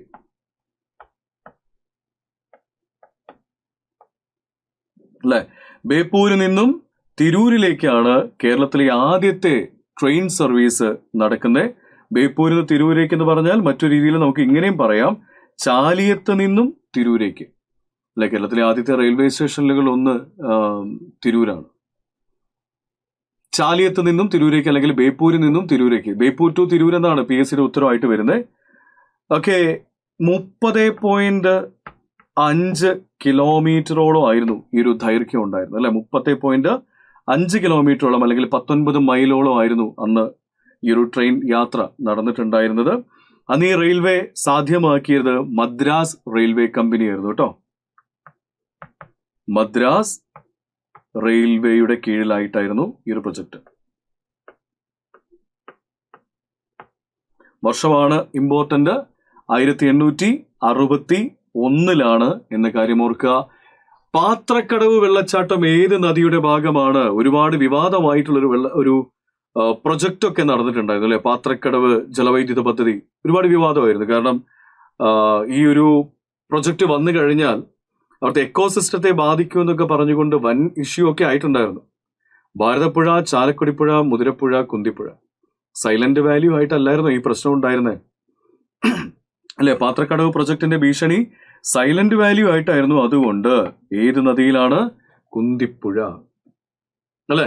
കുന്തിപ്പുഴയിലെ ഒരു പ്രൊജക്റ്റ് ആയിരുന്നു പാത്രക്കടവ് പദ്ധതി എന്ന് ഓർത്താൽ മതി. പാത്രക്കടവ് വെള്ളച്ചാട്ടം കുന്തിപ്പുഴയിലാണ്. ഏറ്റവും കൂടുതൽ കണ്ടൽക്കാടുകളുള്ള ജില്ലയാണ്. PSCക്ക് ഒരുപാട് തവണ ആവർത്തിച്ച് ചോദിച്ചൊരു ചോദ്യമാണ് അല്ലെ. കണ്ടൽക്കാടുകൾ ഏറ്റവും കൂടുതലുള്ള ജില്ല ഏത് എന്ന ചോദ്യം. ഓപ്ഷൻ നമുക്ക് നോക്കാം. കാണുന്ന ഏതൊക്കെയാണ്? കണ്ണൂര് കാണുന്നുണ്ട്, പിന്നെ കോഴിക്കോട്, കൊല്ലം, കാസർഗോഡ്. കണ്ണൂര്, കോഴിക്കോട്, കൊല്ലം, കാസർഗോഡ്. എവിടെയാണ് ഏറ്റവും കൂടുതൽ കണ്ടൽക്കാടുകൾ ഉള്ളത് എന്ന് ചോദിച്ചാൽ അത് കണ്ണൂർ ജില്ലയിലാണ്. കണ്ണൂരാണ് ഏറ്റവും കൂടുതൽ കണ്ടൽക്കാടുകളുള്ളത്. ഓക്കെ ആണല്ലോ? യെസ്. അപ്പോൾ കണ്ടൽക്കാടുകളുമായി ബന്ധപ്പെട്ട് പറയുമ്പോൾ നിങ്ങൾ അറിഞ്ഞിരിക്കേണ്ട ഒരു വ്യക്തിയുണ്ട്. വ്യക്തിയുടെ പേര് കല്ലേൻ പൊക്കുടൻ എന്നാണ്.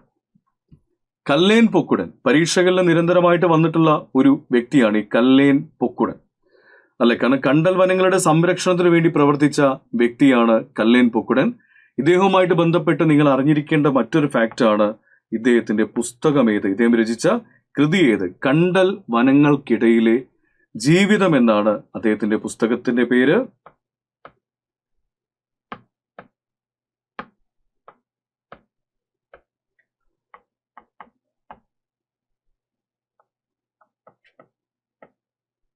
കണ്ടൽ വനങ്ങൾക്കിടയിലെ ജീവിതം. ഓർത്തുവെക്കുക, അദ്ദേഹത്തിന്റെ കൃതിയാണ് കണ്ടൽ വനങ്ങൾക്കിടയിലെ ജീവിതം, അദ്ദേഹത്തിന്റെ ഓട്ടോബയോഗ്രഫി. അദ്ദേഹത്തിന്റെ ആത്മകഥ ചോദിച്ചു കഴിഞ്ഞാലും ഈ പേരിനോട് തന്നെ സാമ്യമുണ്ട്. ഏതാണ്? കണ്ടൽക്കാടുകൾക്കിടയിലെ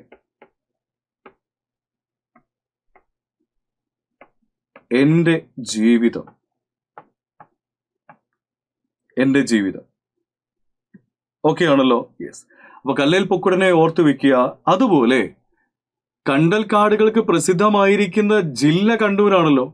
കണ്ണൂര് ജില്ലയിൽ എവിടെയാണ് ഏറ്റവും കൂടുതൽ കണ്ടൽക്കാടുകൾ എന്ന് ചോദിച്ചിട്ടുണ്ടെങ്കിൽ എവിടെയാണ്?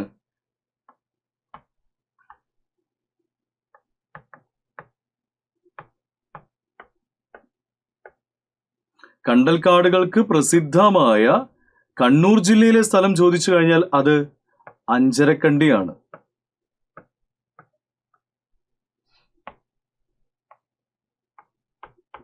അഞ്ചരക്കണ്ടിയിലാണ്. അഞ്ചരക്കണ്ടിയിലാണ് എന്ന കാര്യം ഓർക്കുക. അതുപോലെ കേരളത്തിലെ കണ്ടൽ ഗവേഷണ കേന്ദ്രം. കണ്ടൽ ഗവേഷണ കേന്ദ്രം എവിടെയാണെന്ന് ചോദിച്ചാൽ അത് കൊല്ലം ജില്ലയിലുള്ള ആയിരം തെങ്ങ് എന്ന സ്ഥലത്താണ് കേട്ടോ. ആയിരം തെങ്ങ് കണ്ടൽ ഗവേഷണ കേന്ദ്രമാണ് എന്ന കാര്യം ഓർത്തു വയ്ക്കുക. അടുത്ത ചോദ്യത്തിലേക്ക് നമുക്ക് പോവാം. സൈലന്റ് വാലി ദേശീയോദ്യാനമായി പ്രഖ്യാപിച്ച വർഷം ഏതെന്നാണ്. ഓപ്ഷനിലേക്ക് നമുക്ക് നോക്കുമ്പോൾ കാണാൻ പറ്റുന്ന എന്തൊക്കെയാണ്? 1981, 1982, 1983, 1984. യെസ്, ഓപ്ഷൻ കാണുന്ന ഇതാണ്. ഒരു പക്ഷേ ഈ ഓപ്ഷനിൽ PSC ചെറിയൊരു മാറ്റം വരുത്തിയിരുന്നെങ്കിൽ നമുക്കൊരു കൺഫ്യൂഷൻ ഒക്കെ വന്നേനെ. മാറ്റം എന്താ? 1982 മുതലാണ് ഓപ്ഷൻ ഇട്ടത് എങ്കിൽ 82, 83, 84, 85 എന്ന ഓപ്ഷനിൽ ഇട്ടിട്ടുണ്ടായിരുന്നെങ്കിൽ ഇവിടെ ചെറിയൊരു കൺഫ്യൂഷൻ ഒക്കെ വന്നേനെ. കാരണം ഈ ഒരു ചോദ്യത്തിൽ നമുക്ക് വലിയ പ്രയാസം ഉണ്ടാക്കുന്നില്ല. കാരണം നമ്മുടെ ഉത്തരം ഏതാണ്? 1984. കാരണം നമ്മുടെ കൺഫ്യൂഷൻ വരാൻ സാധ്യതയുള്ളത് എന്താണെന്നറിയോ? ഈ ദേശീയോദ്യാനത്തെ 1984 കേന്ദ്ര സർക്കാർ പ്രഖ്യാപിക്കുമ്പോൾ അന്നത്തെ പ്രധാനമന്ത്രി ഇന്ദിരാഗാന്ധി ഇത് പ്രഖ്യാപിച്ചു. എന്നാൽ തൊട്ടടുത്ത വർഷം 1985 സെപ്റ്റംബർ 7 രാജീവ് ഗാന്ധി ഇതിന്റെ ഇനാഗുറേഷൻ നടത്തുന്നത്. ഉദ്ഘാടനം നിർവഹിക്കുന്നത് അടുത്ത വർഷമാണ്. അതുകൊണ്ട് ഇതൊരു കൺഫ്യൂസിങ് ഫാക്റ്റ് ആണ്. പക്ഷെ 85 ഓപ്ഷനിൽ കൊടുക്കാത്തത് കൊണ്ട് നമ്മളെ സംബന്ധിച്ച് അത്ര വലിയൊരു പ്രയാസമൊന്നും ഉണ്ടാക്കുന്നില്ല. എന്നാലും 84. നോക്കാം സൈലന്റ് വാലിയെ കുറിച്ച് പരീക്ഷകളിൽ വരാൻ സാധ്യതയുള്ള പ്രധാനപ്പെട്ട പോയിന്റുകൾ എന്തൊക്കെയാണ് നോക്കാം. ബഫർ സോൺ കൂടി കണക്കിലെടുക്കുമ്പോൾ കേരളത്തിലെ ഏറ്റവും വലിയ ദേശീയോദ്യാനമാണ് സൈലന്റ് വാലി. ഓൾറെഡി നമ്മൾ പറഞ്ഞിട്ടുണ്ടായിരുന്നു അല്ലെ? ബഫർ സോണുമായിട്ട് പരിഗണിക്കുമ്പോൾ ആ ബഫർ സോണ് സൈലന്റ് വാലിയുടെ ടോട്ടൽ ഏരിയ 237.52 കിലോമീറ്റർ സ്ക്വയർ ആണ്. അതിൽ കോർ ഏരിയ മാത്രം വരുന്നത് എത്രയാണ്? 89.52. അതിലെ ബഫർ സോൺ മാത്രമായിട്ട് വരുന്നത് എത്രയാണ്? 148 കിലോമീറ്റർ സ്ക്വയറുമാണ്. അതുകൊണ്ട്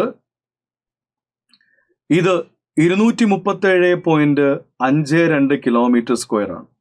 ഇനി ഇതിന്റെ 9.8 കിലോമീറ്റർ ഭാഗം ഇക്കോ സെൻസിറ്റീവ് സോണായിട്ട് കേന്ദ്ര സർക്കാർ പ്രഖ്യാപിച്ചിട്ടുണ്ട്. 9.8 കിലോമീറ്റർ എക്കോ സെൻസിറ്റീവ് സോണാണ് എന്ന് ഓർക്കുക. കേരളത്തിലെ നിത്യഹരിതവനമാണ്, കേരളത്തിലെ ഏക കന്യാവനമാണ്, കേരളത്തിലെ ഏറ്റവും വലിയ മഴക്കാടാണ് സൈലന്റ് വാലി. വിശേഷണങ്ങളാണ് അല്ലെ. സൈലന്റ് വാലി സ്ഥിതി ചെയ്യുന്ന ജില്ല ഏതാണ്? ഏത് ജില്ലയിലാണ് സൈലന്റ് വാലി? പാലക്കാട് ജില്ലയിലാണ്. ഈ ദേശീയോദ്യാനത്തിന്റെ കുറച്ചു ഭാഗങ്ങൾ മലപ്പുറം ജില്ലയിലും തമിഴ്നാട് സംസ്ഥാനത്തെ നീലഗിരി ജില്ലയിലുമായിട്ട് വ്യാപിച്ചു കിടക്കുന്നുണ്ട്. ഓർത്തു വെച്ചാൽ മതി. നീലഗിരി ബയോസ്ഫിയർ റിസർവിലെ നീലഗിരി മലനിരകളിലാണ് സൈലന്റ് വാലി സ്ഥിതി ചെയ്യുന്നത്. സ്റ്റേറ്റ്മെന്റ് ആയിട്ട് വായിച്ചു പോവുക.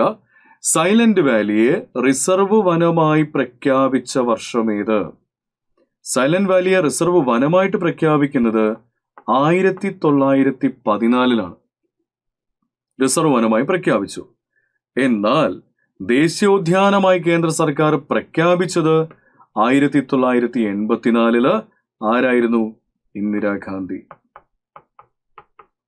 ഇന്ദിരാഗാന്ധിയാണല്ലേ. എന്നാൽ സൈലന്റ് വാലി ദേശീയോദ്യാനം ഉദ്ഘാടനം ചെയ്ത വർഷമോ? തൊട്ടടുത്ത വർഷമല്ലേ, 1985 ആരാണ് ഉദ്ഘാടനം ചെയ്തത്? കൃത്യ ഡേറ്റ് പറഞ്ഞാൽ സെപ്റ്റംബർ 7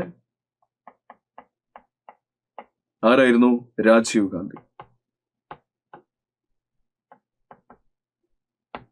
രാജീവ് ഗാന്ധിയാണ്. സൈലന്റ് വാലി ഉൾപ്പെടുന്ന ബയോസ്ഫിയർ റിസർവിന്റെ പേരെന്താണ്? ഒരുപാട് തവണ PSC ചോദിച്ചൊരു ചോദ്യമാണ് അല്ലെ. നീലഗിരി. നീലഗിരി ബയോസ്ഫിയർ റിസർവിന്റെ ഭാഗമാണ് സൈലന്റ് വാലി. ഇതിന്റെ ഭാഗമായിട്ടുള്ള വന്യജീവി സങ്കേതമാണ് മുത്തങ്ങ വന്യജീവി സങ്കേതം. യെസ്. സൈലന്റ് വാലിയിൽ ബഫർ സോണായി പ്രഖ്യാപിച്ച, സൈലന്റ് വാലിയെ ബഫർ സോണായി പ്രഖ്യാപിച്ച വർഷം ഏതെന്ന് ചോദിച്ചാൽ അത് 2007. 2007 ബഫർ സോണായിട്ട് പ്രഖ്യാപിക്കുന്നത്.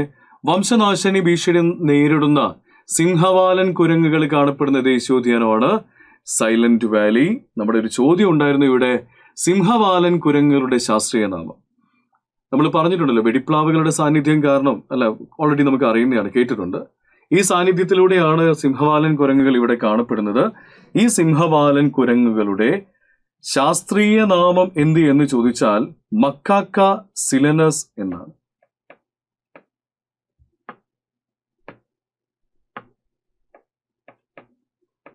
മക്കാക്ക സിലനസ്. മക്കാക്ക സിലനസ് ആണ് സിംഹവാലൻ കുരങ്ങുകളുടെ ശാസ്ത്രീയ നാമം. സിംഹവാലൻ കുരങ്ങുകളുടെ സൈലന്റ് വാലിയിൽ മാത്രം കാണപ്പെടാനുള്ള കാരണം വെടിപ്ലാവുകളുടെ സാന്നിധ്യമാണ്. അടുത്ത ചോദ്യം എന്താ? വെടിപ്ലാവിന്റെ ശാസ്ത്രീയ നാമം എന്താ? വെടിപ്ലാവിന്റെ ശാസ്ത്രീയ നാമം എന്ത് എന്ന് ചോദിച്ചാൽ യെസ്, കുല്ലിനിയ എക്സാറിലാറ്റ എന്നാണ് വെടിപ്ലാവിന്റെ ശാസ്ത്രീയ നാമം. എന്താണ്? കുല്ലിനിയ. കുല്ലിനിയ എക്സാറിലാറ്റ. എക്സാറിലാറ്റ എന്നാണ് ശാസ്ത്രീയ നാമം. അടുത്ത സ്ലൈഡിലേക്ക് പോവാം. സൈലന്റ് വാലി എന്ന പേരിന് കാരണം ചീവീടുകൾ ഇല്ലാത്തത് കൊണ്ടാണ്. ഇപ്പോഴും PSC ഒരു ഉത്തരവായിട്ട് നമ്മൾ പഠിക്കുന്നതേ ചീവീടുകളൊക്കെ ഉണ്ടെന്നൊക്കെ നമ്മൾ പത്രത്തിലൊക്കെ വായിച്ചിരുന്നു അല്ലെ ഇതിനിടയ്ക്ക്. എനിവേ, സൈലന്റ് വാലി എന്ന പേര് നിർദ്ദേശിച്ച ബ്രിട്ടീഷുകാരന്റെ പേര് ഓർത്തു വെച്ചോളൂ. ആരാണ്? റോബർട്ട് റൈറ്റ് 1874 നിർദ്ദേശിച്ച പേരാണ് സൈലന്റ് വാലി. ഏറ്റവും കൂടുതൽ ജൈവ വൈവിധ്യമുള്ള ദേശീയോദ്യാനമാണ് സൈലന്റ് വാലി. ഏറ്റവും കൂടുതൽ ജൈവ വൈവിധ്യമുള്ള ദേശീയോദ്യാനം. സൈലന്റ് വാലിയിൽ കണ്ടുവരുന്ന ഗോത്ര വിഭാഗങ്ങൾ ഏതൊക്കെ? പഴയ ചോദ്യമാണ് അല്ലെ, പരീക്ഷയിൽ മുൻപ് ചോദിച്ച ചോദ്യമാണ്. ആരൊക്കെയായിരുന്നു? ഇരുളർ, മറ്റൊന്ന് കുറുമ്പർ. ഇരുളരും കുറുമ്പരുമാണ് സൈലന്റ് വാലി ദേശീയോദ്യാനത്തിൽ കണ്ടുവരുന്ന ഗോത്ര സമുദായങ്ങൾ. സൈലന്റ് വാലിയിലൂടെ ഒഴുകുന്ന നദി സൈലന്റ് വാലിയിൽ നിന്നും ഉത്ഭവിക്കുന്ന നദി. എപ്പോഴും കൺഫ്യൂഷൻ ഉണ്ടാക്കുന്നത് അല്ലെ. സൈലന്റ് വാലിയിലൂടെ ഒഴുകുന്ന നദി കുന്തിപ്പുഴ. സൈലന്റ് വാലിയിൽ നിന്ന് ഉത്ഭവിക്കുന്ന നദി എന്ന് ചോദിച്ചാൽ തൂതപ്പുഴ അല്ലെ. തൂതപ്പുഴ. ക്ലിയർ ആണല്ലോ.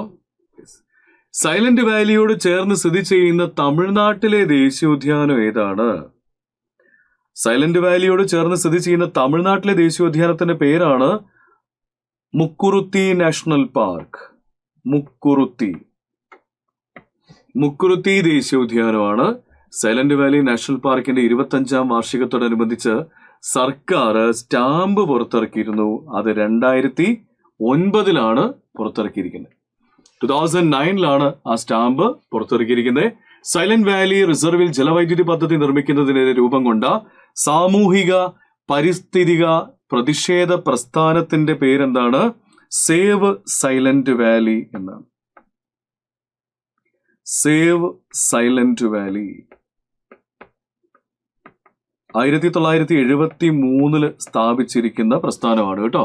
Save silent Valley. Save silent Valley പ്രസ്ഥാനത്തിന് നേതൃത്വം നൽകിയത് ഒരു അസോസിയേഷനാണ്, അല്ലെ, ഒരു സംഘടനയാണ്. ഏതായിരുന്നു? കേരള ശാസ്ത്ര സാഹിത്യ പരിഷത്താണ്. കേരള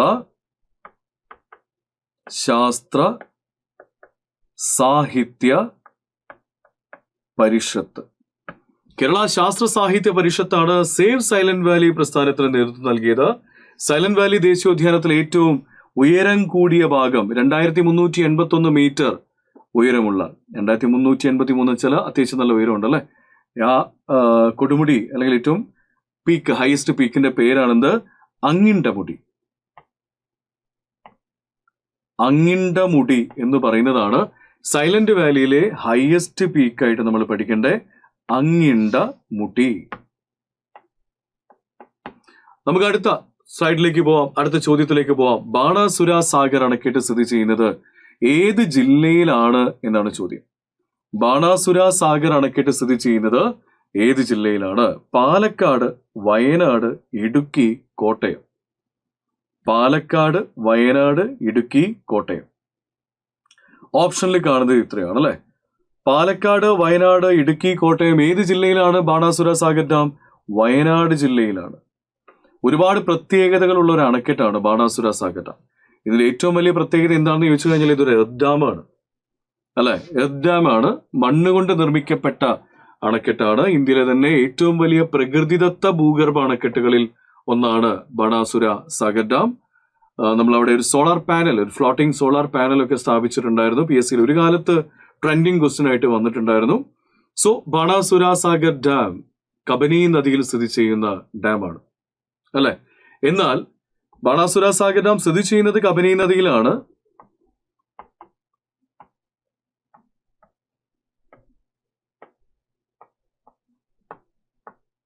വയനാട് ജില്ലയിലെ കബനി നദിയിലാണെങ്കിൽ പോലും ഈ ഡാമിലെ വെള്ളം എങ്ങോട്ട് കൊണ്ടുപോകുന്നുണ്ട്?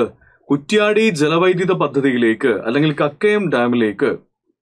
കുറ്റ്യാടി ജലവൈദ്യുത പദ്ധതി മലബാറിലെ ആദ്യത്തെ ജലവൈദ്യുത പദ്ധതി അല്ലെ. അതിന് കക്കയം ഡാം എന്നാണ് ആ ഒരു പ്രൊജക്ടിന്റെ പേര്. അപ്പൊ കുറ്റ്യാടി ജലവൈദ്യുത പദ്ധതിയിലേക്ക് വെള്ളം എത്തിക്കുന്നത് ഈ ബാണാസുരയിലാണ്. വരണ്ട കാലാവസ്ഥയുള്ള ഈ പ്രദേശത്ത് ജലസേചനവും കുടിവെള്ളവും എത്തിക്കുക എന്നതും ഈ ഡാമിന് ലക്ഷ്യമുണ്ട്. സ്റ്റേറ്റ്മെന്റിൽ വന്നേക്കാം, അതുകൊണ്ടാണ് ഇത് പറഞ്ഞിരിക്കുന്നത്. കാരണം കുറ്റ്യാടി ജലവൈദ്യുത പദ്ധതിയിലേക്ക് വെള്ളം കൊണ്ടുപോവുക എന്ന ഫാക്ട്, അതുപോലെ തന്നെ ജലസേചനവും കുടിവെള്ളവും നമുക്ക് അറിയാമെങ്കിലും കുറ്റ്യാടി ജലവൈദ്യുത പദ്ധതിയിലേക്ക് വെള്ളം കൊണ്ടുപോകുന്ന എന്ന ഫാക്ട് ഒന്ന് ഓർത്ത് വെച്ചോളൂ. സൈലന്റ് വാലിയിലൂടെ ഒഴുകുന്ന പുഴ ഏത്? നമ്മൾ തൊട്ട് മുൻപ് പറഞ്ഞിട്ടേ ഉള്ളൂ അല്ലെ. ഏതാണ്? കുന്തിപ്പുഴ. ഉത്ഭവിക്കുന്നത് തൂതപ്പുഴ. പിന്നെ തൂതപ്പുഴ ഓപ്ഷനിൽ കൊടുത്തിട്ടുമില്ല. അങ്ങനെ പിന്നെ ആ ഒരു കൺഫ്യൂഷൻ നമുക്ക് വരാൻ പോകുന്നില്ല. ഓക്കെ, ഇനി കാണുന്നത് ഒരു സ്റ്റേറ്റ്മെന്റ് ആണ് അല്ലെ. ഏതാണ് സ്റ്റേറ്റ്മെന്റ് നമുക്ക് നോക്കിയാലോ. യെസ്, കേരളത്തെ സംബന്ധിച്ച പ്രസ്താവനകളിൽ ശരിയല്ലാത്തത് കണ്ടെത്തുക. ഒന്നാമത്തെ സ്റ്റേറ്റ്മെന്റ് എന്താണ്? തീരപ്രദേശം ഇല്ലാത്ത ജില്ലകൾ ഏതൊക്കെയെന്നാണ്. ശരി. ഇപ്പോഴും ഇത്തരം സ്റ്റേറ്റ്മെന്റ് കാണുമ്പോൾ നിങ്ങൾ ശ്രദ്ധിക്കേണ്ട ഒരു കാര്യമുണ്ട്. നിങ്ങൾ ആ ക്വസ്റ്റ്യനിൽ ചുമ്മാ ആ ക്വസ്റ്റ്യൻ വായിക്കുമ്പോൾ ശരിയായത് അല്ലെങ്കിൽ ശരിയല്ലാത്തത്, തെറ്റായത് എന്ന രീതിയിൽ ചോദ്യം വരും അല്ലേ. ശരിയായത്, തെറ്റായത്. അതിനൊരു അണ്ടർലൈൻ ചുമ്മാ അങ്ങോട്ട് ഇട്ടോളൂ. ആ ഒരു വേർഡിനെ നിങ്ങളൊന്ന് അണ്ടർലൈൻ ഇട്ട് ശീലിച്ചോളൂ. കാരണം ക്വസ്റ്റ്യൻ സിമ്പിൾ ആയിരിക്കും. ശരിയല്ലാത്തതെന്നാണ് ചോദിച്ചിരിക്കുന്നത്. നമ്മൾ എന്താ നോക്കുക? നമ്മൾ സ്റ്റേറ്റ്മെന്റിൽ എപ്പോഴും ശ്രദ്ധിക്കുന്ന കാര്യം എന്താ? ശരിയായത് ഏതൊക്കെയാണെന്നല്ലേ നമ്മൾ തിരഞ്ഞു കണ്ടുപിടിക്കുക. ആ ശരിയായത് നമ്മൾ കണ്ടുപിടിക്കും. എന്നിട്ട് നമ്മൾ ഓപ്ഷനിലേക്ക് നോക്കുമ്പോഴേക്കും നമ്മുടെ മൈൻഡിൽ ചിലപ്പം ശരിയല്ലാത്തതാണല്ലോ ഇവിടെ ചോദിച്ചത് എന്ന് നമ്മൾ വിട്ടുപോകാറുണ്ട്. അല്ലെ? ശരിക്കും നമ്മുടെ ഒരു സൈക്കോളജിയുടെ ടെസ്റ്റ് ചെയ്യുന്ന ഒരു പാറ്റേൺ ആണ് ഇപ്പം PSC ഫോളോ ചെയ്യുന്നത്. അപ്പൊ അതുകൊണ്ട് എപ്പോഴും ആ ഒരു ശീലം നല്ലതാണ്. ആ ക്വസ്റ്റ്യൻ വായിക്കുമ്പോൾ ശരിയായത് അല്ലെങ്കിൽ ശരിയല്ലാത്തത് ഒന്ന് അണ്ടർലൈൻ ചെയ്ത ശേഷം ആ ക്വസ്റ്റ്യൻ ഒന്ന് വായിക്കാൻ ശീലമാക്കുക കേട്ടോ. ഇവിടെ എന്താ കൊടുത്തിരിക്കുന്നത്? തീരപ്രദേശം ഇല്ലാത്ത ജില്ലകളാണ് ഇടുക്കി, വയനാട്, കോട്ടയം, പാലക്കാട്, പത്തനംതിട്ട. അപ്പൊ നമ്മൾ വായിക്കുമ്പോൾ നമ്മുടെ മൈൻഡിൽ എന്തായി? ഓക്കെ, ഇത് ശരിയാണല്ലോ, കാരണം തീരപ്രദേശം ഇല്ലാത്ത ജില്ലകൾ ഇതൊക്കെയാണ്, ശരിയാണ് നമ്മൾ പറയും. ഏറ്റവും കൂടുതൽ ഗ്രാമപഞ്ചായത്തുകളുള്ള ജില്ല തിരുവനന്തപുരമാണ്. ആണോ? ഏറ്റവും കൂടുതൽ ഗ്രാമപഞ്ചായത്ത് മലപ്പുറം ജില്ലയിലല്ലേ? അപ്പൊ അത് തെറ്റായ ഒരു പ്രസ്താവനയാണ് അല്ലെ? തെറ്റായ പ്രസ്താവനയാണ്. സപ്തഭാഷ സംഗമഭൂമി എന്നറിയപ്പെടുന്ന കാസർഗോഡാണ്. ഓക്കെ, ക്ലിയർ ആണ്. കേരളത്തിലെ കണ്ടോൺമെന്റ് കണ്ണൂരാണ്. എല്ലാം ഓക്കെയാണ്. അങ്ങനെ ഇതൊക്കെ നമ്മൾ തീരുമാനിച്ചു. എന്തോ ഭാഗ്യത്തിന് ഇതിലെ ഓപ്ഷൻസ് നമ്മളെ വല്ലാതെ ബുദ്ധിമുട്ടിക്കുന്ന ഓപ്ഷൻ അല്ല. ചിലപ്പം ശരിയായത് എടുത്തിട്ട് ഓപ്ഷനിൽ ഇട്ട് കളയും, നമ്മളെ കൺഫ്യൂഷൻ ആക്കാൻ.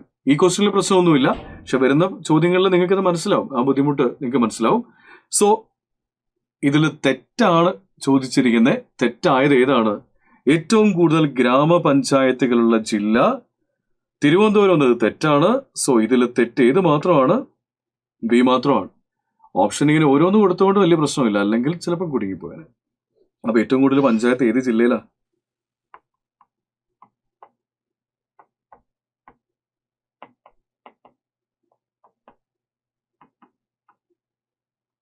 ഏറ്റവും കൂടുതൽ പഞ്ചായത്തുള്ള ജില്ല ഏതാണ്? അത് മലപ്പുറം ജില്ലയാണ് കേട്ടോ. മലപ്പുറം ജില്ലയാണ്, ഓർത്ത് വെച്ചോളണം. നമുക്ക് അടുത്ത പ്രസ്താവനയിലേക്ക് പോവാം. കേരളത്തിലെ കായലുകളെ സംബന്ധിച്ച പ്രസ്താവനകളിൽ ശരിയായത് കണ്ടെത്തുക. കൊല്ലം മുതൽ വടക്കോട്ട് 8 ശാഖകളായി സ്ഥിതി ചെയ്യുന്ന കായലാണ് വേമ്പനാട്ട് കായൽ എന്നാണ് ഒരു സ്റ്റേറ്റ്മെന്റ് കൊടുത്തിരിക്കുന്നത്. കൊല്ലം മുതൽ വടക്കോട്ട് 8 ശാഖകളായി സ്ഥിതി ചെയ്യുന്ന കായലാണ് വേമ്പനാട്ട് കായൽ. കൊല്ലം നോക്കേ വേണ്ട, തെറ്റാണ്. വേമ്പനാട്ട് കായലിലെ പുന്നമടയിൽ പ്രശസ്തമായ നെഹ്റു ട്രോഫി വള്ളംകളി നടത്തുന്നു. കറക്റ്റാണ്. നീണ്ടകര അഴിമുഖം അഷ്ടമുടിക്കായലിനെ അറബിക്കടലുമായി ബന്ധിപ്പിക്കുന്നു. ശരിയാണല്ലോ അല്ലെ? നീണ്ടകര എന്താണ്? അഷ്ടമുടിക്കായൽ അറബിക്കടലുമായിട്ട് ജോയിൻ ചെയ്യുന്നതാണ്. ഇനി ഒന്ന് ശ്രദ്ധിക്കണം. എന്ത് ശ്രദ്ധിക്കണം? എന്താണ് ചോദ്യം? ശരിയായതാണ് അല്ലെ? ശരിയായതാണ്. നോക്കാം ഓപ്ഷനിലേക്ക്. 1 തെറ്റാണ്. ഒന്നാമത്തേത് തെറ്റാണ്. കാരണം കൊല്ലം ജില്ല വന്നതുകൊണ്ട് പിന്നെ വേമ്പനാട്ട് കായല് അല്ല എന്ന കാര്യം ഉറപ്പാ. എറണാകുളം, കോട്ടയം, ആലപ്പുഴയാണ്. വേമ്പനാട്ട് കായലിന്റെ പുന്നമടക്കായലിലാണ് നെഹ്റു ട്രോഫി. നീണ്ടകര അഴിമുഖം അഷ്ടമുടിക്കായലിലാണ്. അപ്പൊ നമുക്ക് 2ഉം 3ഉം എന്താണ്? ശരിയാണ്. 2ഉം 3ഉം ആണ് ശരി. അതുകൊണ്ട് നമ്മുടെ ഓപ്ഷൻ ഏതാ? ഓപ്ഷൻ സി ആണല്ലേ? Option C.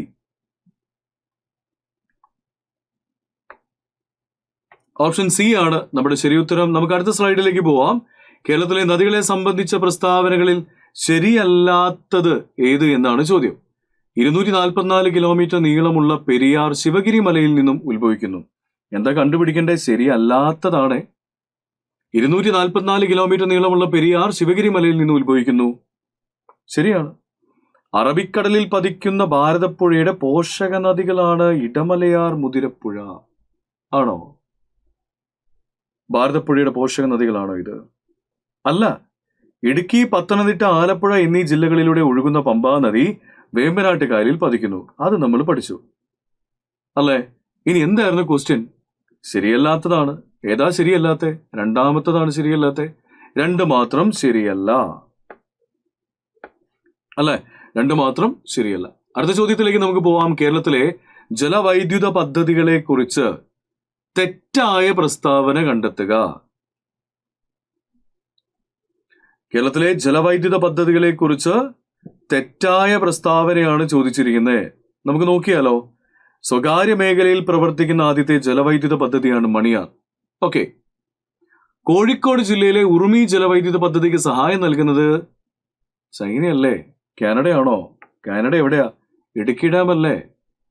മലബാറിലെ ആദ്യത്തെ ജലവൈദ്യുത പദ്ധതി ശബരിഗിരി അല്ലല്ലോ, അത് കുറ്റ്യാടിയല്ലേ? ഇടുക്കി ജലവൈദ്യുത പദ്ധതിയുടെ ഉൽപാദന ശേഷി 780 മെഗാവാട്ടാണ്. അപ്പൊ ഏതാണ് നമുക്ക് ശരി? ഇനി നോക്കൂ, ശരിയും കിട്ടി, തെറ്റും കിട്ടി. ഇനി ഓപ്ഷനിലേക്ക് നോക്കൂ, ഏതാണ് തെറ്റായ പ്രസ്താവന? തെറ്റാണ് ചോദിച്ചിരിക്കുന്നത്. 2ഉം മൂന്നും തെറ്റാണ്. 2ഉം 3ഉം അല്ലേ തെറ്റ്? യെസ്. അപ്പം 2ഉം 3ഉം തെറ്റാണ്. ഓപ്ഷൻ ബി ആണ് നമ്മുടെ ഉത്തരമായിട്ട് വരുന്നത്. ക്ലിയർ ആണല്ലോ? ഇനി നമുക്ക് അടുത്ത ചോദ്യത്തിലേക്ക് പോവാം. കേരളത്തിലെ വന്യജീവി സങ്കേതങ്ങളെ സംബന്ധിച്ച് തെറ്റായ പ്രസ്താവന കണ്ടെത്തുക. തെറ്റാണ് കണ്ടുപിടിക്കേണ്ടത്. നോക്കാം ഏതൊക്കെയാണ് സ്റ്റേറ്റ്മെന്റിൽ കൊടുത്തിരിക്കുന്നത്. നെല്ലിക്കാംപെട്ടി ഗെയിം സാങ്ച്വറി എന്ന് തുടക്കത്തിൽ അറിയപ്പെട്ടിരുന്ന വന്യജീവി സങ്കേതമാണ് പറമ്പിക്കുളം വന്യജീവി സങ്കേതം. നമ്മളിപ്പോ പറഞ്ഞു കഴിഞ്ഞിട്ടേ ഉള്ളൂ അല്ലെ. നെല്ലിക്കാംപെട്ടി പറമ്പിക്കുളം ആണോ? അല്ല അല്ലെ, അല്ല. വയനാട് വന്യജീവി സങ്കേതത്തിൽ സംരക്ഷിക്കപ്പെടുന്ന മൃഗമാണ് ആന എന്ന് പറഞ്ഞിട്ടുണ്ട്. ആന. വയനാട് വന്യജീവി സങ്കേതത്തില് സംരക്ഷിക്കപ്പെടുന്ന മൃഗമാണ് ആന. ആണല്ലോ, സംരക്ഷിക്കുന്നുണ്ട്. ഇനി ആദ്യത്തെ സ്റ്റേറ്റ്മെന്റ് തെറ്റാണ്. ആന ഓക്കെയാണ്. ഏറ്റവും കൂടുതൽ കാട്ടുപോത്തുകൾ കാണപ്പെടുന്നത് പെരിയാർ വന്യജീവി സങ്കേതത്തിലാണ്. തെറ്റാണ് അല്ലെ.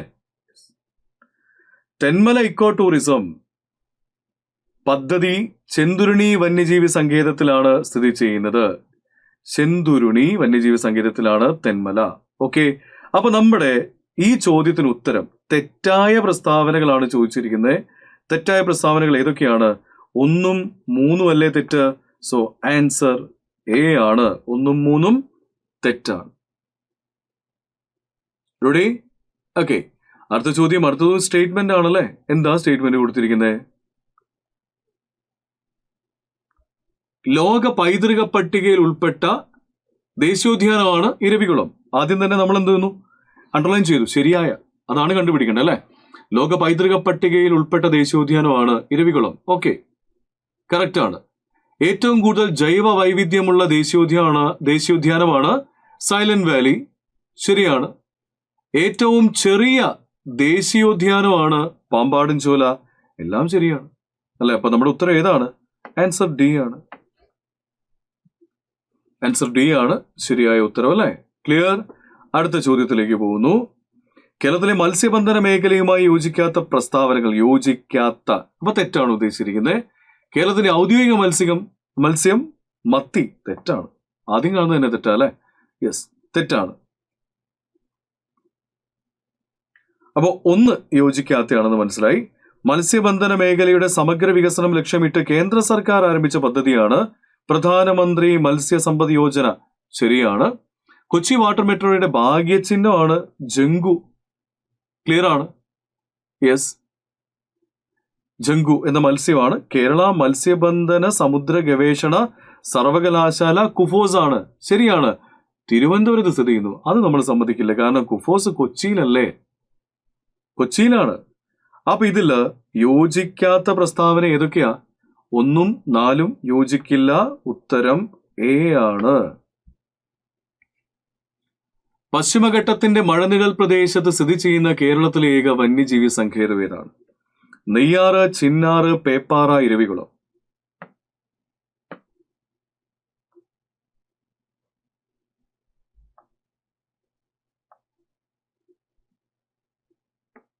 നമ്മുടെ കേരളത്തില് പശ്ചിമഘട്ടം ആണ് ഞാൻ ഈ ഗ്രീൻ കളറിൽ മാപ്പ് ചെയ്തിരിക്കുന്നത്. ഗ്രീൻ കളറിൽ ഞാൻ മാപ്പ് ചെയ്തിരിക്കുന്നത് പശ്ചിമഘട്ടമാണ്. പശ്ചിമഘട്ടം ഈ രീതിയിലാണ് കടന്നു പോകുന്നത്. വെസ്റ്റേൺ ഘാട്ടാണ്. ഈ പശ്ചിമഘട്ടത്തിലേക്ക് നിങ്ങളൊന്ന് ശ്രദ്ധിച്ചു നോക്കിക്കേ. ഒരു സ്ഥലം മാത്രം പുറത്തേക്ക് കയറി കിടക്കുന്നത് കണ്ടല്ലോ, പശ്ചിമഘട്ടത്തിന് അപ്പുറത്തേക്ക്.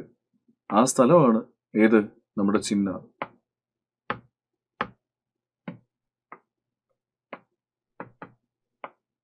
അല്ലെ, ഈ സ്ഥലമാണ് ചിന്നാർ. അപ്പൊ പശ്ചിമഘട്ടത്തിന് അപ്പുറത്ത് ആയതുകൊണ്ടാണ് മഴനിഴൽ പ്രദേശം എന്ന് ചിന്നാർ അറിയപ്പെടുന്നത്. മഴ പെയ്യില്ല എന്നല്ല കേട്ടോ. അതായത് തുലാവർഷം പെയ്യുന്ന സമയത്ത് ചിന്നാറിൽ മഴയൊക്കെ പെയ്യും, മഴ കിട്ടാറൊക്കെ ഉണ്ട്. പക്ഷേ തെക്ക് പടിഞ്ഞാറൻ മൺസൂൺ സീസണിൽ ചിന്നാറിൽ മഴ ലഭിക്കില്ല. അപ്പൊ നമ്മുടെ ഉത്തരം ഏതാണ്? അത് ചിന്നാറാണ് അല്ലെ. ചിന്നാറാണ് നമ്മുടെ ഉത്തരം. യെസ്. അടുത്ത ചോദ്യത്തിലേക്ക് നമുക്ക് പോവാം. ഗൗണനാടി, കവനോഗ്, വളഞ്ഞാർ എന്നീ പേരുകളിൽ അറിയപ്പെടുന്ന കേരളത്തിലെ പുണ്യനദി ഏതാണ്? ഗൗണനാടി, കവനോഗ്, വളഞ്ഞാർ. വളഞ്ഞാറ് കേട്ട് പരിചയം ഉണ്ടാവും. ഗൗണനാടി, കവനോഗ് ഒന്നും അത്ര പരിചയം ഉണ്ടാവത്തില്ല.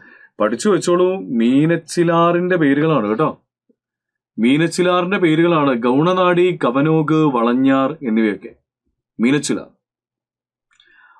അട്ടപ്പാടിയിലെ ഗോത്ര സമൂഹങ്ങൾക്കിടയിൽ നിന്നും ഇന്നും നിലവിലുള്ള കൃഷിരീതി ഏത്? പൊലി കൂട്ടൽ, കൊണ്ടൂർ കൃഷിരീതി, ഇടവരി കൃഷി, പുനം കൃഷി. പുനം നമ്പൂതിരിയെ കുറിച്ച് നമ്മൾ കേട്ടിട്ടുണ്ട് അല്ലെ? മാനവിക്രമന്റെ സദസ്സിലുണ്ടായിരുന്ന പുനം നമ്പൂതിരി. പുനം കൃഷി. ആ പുനം കൃഷിയാണ് അട്ടപ്പാടിയിലെ ഗോത്ര സമുദായത്തിനിടയിലുള്ള കൃഷിരീതി. പഴന്തമിഴ് പാട്ടുകളിൽ പരാമർശിച്ചിരിക്കുന്ന പഴവർഗമേത്? പഴന്തമിഴ് പാട്ടുകളിൽ പരാമർശിച്ചിരിക്കുന്ന പഴവർഗം കൈതച്ചക്ക, ചക്ക, മാങ്ങ, വാഴപ്പഴം. ചക്കയാണ് നമ്മുടെ ഉത്തരം അല്ലെ? പഴന്തമിഴ് പാട്ടുകളിൽ പരാമർശമുള്ള കേരളത്തിലെ പഴവർഗമാണ് ചക്ക. കേരളത്തിലെ കാടുകളിൽ വിസ്തൃതിയിൽ ഏറ്റവും കൂടുതലുള്ള വിഭാഗം ഏത്? ഏറ്റവും കൂടുതലുള്ള വിഭാഗം ഏത് എന്ന് ചോദിച്ചാൽ ഏതാണ്? നിത്യഹരിത വനങ്ങൾ, വരണ്ട ഇലപൊഴിയും വനങ്ങൾ, ആർദ്ര ഇലപൊഴിയും വനങ്ങൾ, ചോലവനങ്ങൾ. ഇതൊക്കെയാണ് ഓപ്ഷനിലുള്ളത്. നിത്യഹരിത വനങ്ങൾ, വരണ്ട ഇലപൊഴിയും വനങ്ങൾ, ആർദ്ര ഇലപൊഴിയും വനങ്ങൾ, ചോലവനങ്ങൾ. കേരളത്തിലെ ഏറ്റവും കൂടുതലുള്ള വനം ഏതാണ്? കേരളത്തിലെ ഏറ്റവും കൂടുതൽ ഉള്ള വനം ഏതാണ്? അത് വരണ്ട ഇലപൊഴിയും വനങ്ങളാണ്. ഇതിന് ഉത്തരമായിട്ട് വരുന്നത് ആൻസർ ബി ആണ് എന്ന കാര്യം ഓർക്കുക. Okay, clear. ഇനി ഇവിടെ കൺഫ്യൂഷൻ ആക്കുന്ന ചില ചോദ്യങ്ങൾ ഞാനൊന്ന് പറയുവാണ്. ഏറ്റവും കൂടുതൽ വനവിസ്തൃതിയുള്ള ജില്ല ഏതാണ്? കേരളത്തിൽ ഏറ്റവും കൂടുതൽ വനവിസ്തൃതിയുള്ള ജില്ല കൺഫ്യൂഷൻ വരും അല്ലെ? നമുക്ക് വയനാടാണോ ഇടുക്കിയാണോ എന്നതാണ് നമ്മുടെ കൺഫ്യൂഷൻ. നമ്മുടെ ഉത്തരം ഏതാണ്? അത് ഇടുക്കിയാണ്. രണ്ടാം സ്ഥാനത്തുള്ള ജില്ലയാണ് ഏത്? വയനാട് അല്ലെ? മൂന്നാം സ്ഥാനത്തുള്ള ജില്ലയാണ് ഇത് പത്തനംതിട്ട. ഏറ്റവും കൂടുതൽ വനം ഇടുക്കി ജില്ലയിലാണ് എന്ന കാര്യം ഓർക്കുക. എന്നാൽ ശതമാനടിസ്ഥാനത്തിൽ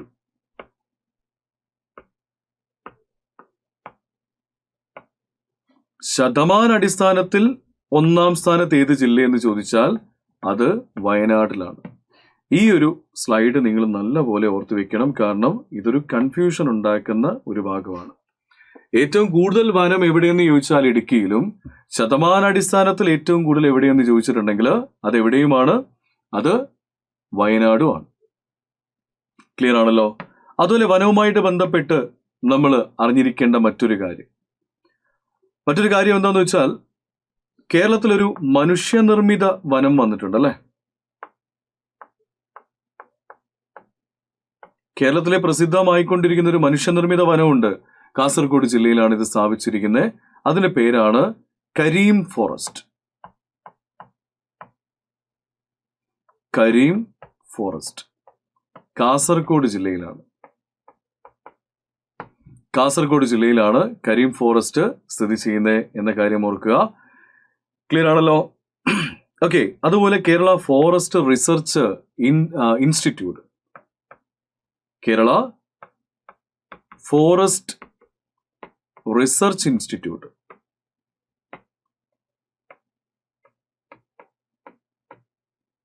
എവിടെയാണെന്ന് ചോദിച്ചാൽ അത് പീച്ചിയിലാണ്. ഒരുപാട് തവണ ചോദിച്ചൊരു ചോദ്യമാണ്.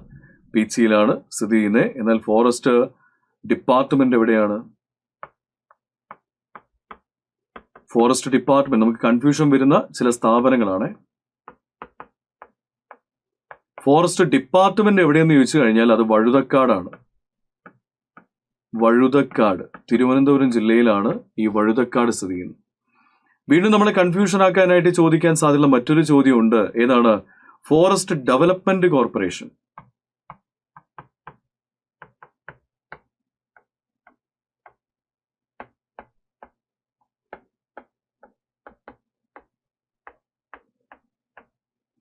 ഫോറസ്റ്റ് ഡെവലപ്മെന്റ് കോർപ്പറേഷൻ എവിടെയാണെന്ന് ചോദിച്ചിട്ടുണ്ടെങ്കിൽ ഡെവലപ്മെന്റ് കോർപ്പറേഷൻ കാരാപ്പുഴയിലാണ്. കാരാപ്പുഴ കാരാപ്പുഴ എവിടെയാണ്? കോട്ടയം ജില്ലയിലാണ് അല്ലെ? കോട്ടയം കാരാപ്പുഴയിലാണ്. എന്നാൽ ഫോറസ്റ്റ് ട്രെയിനിങ് അക്കാദമിയോ?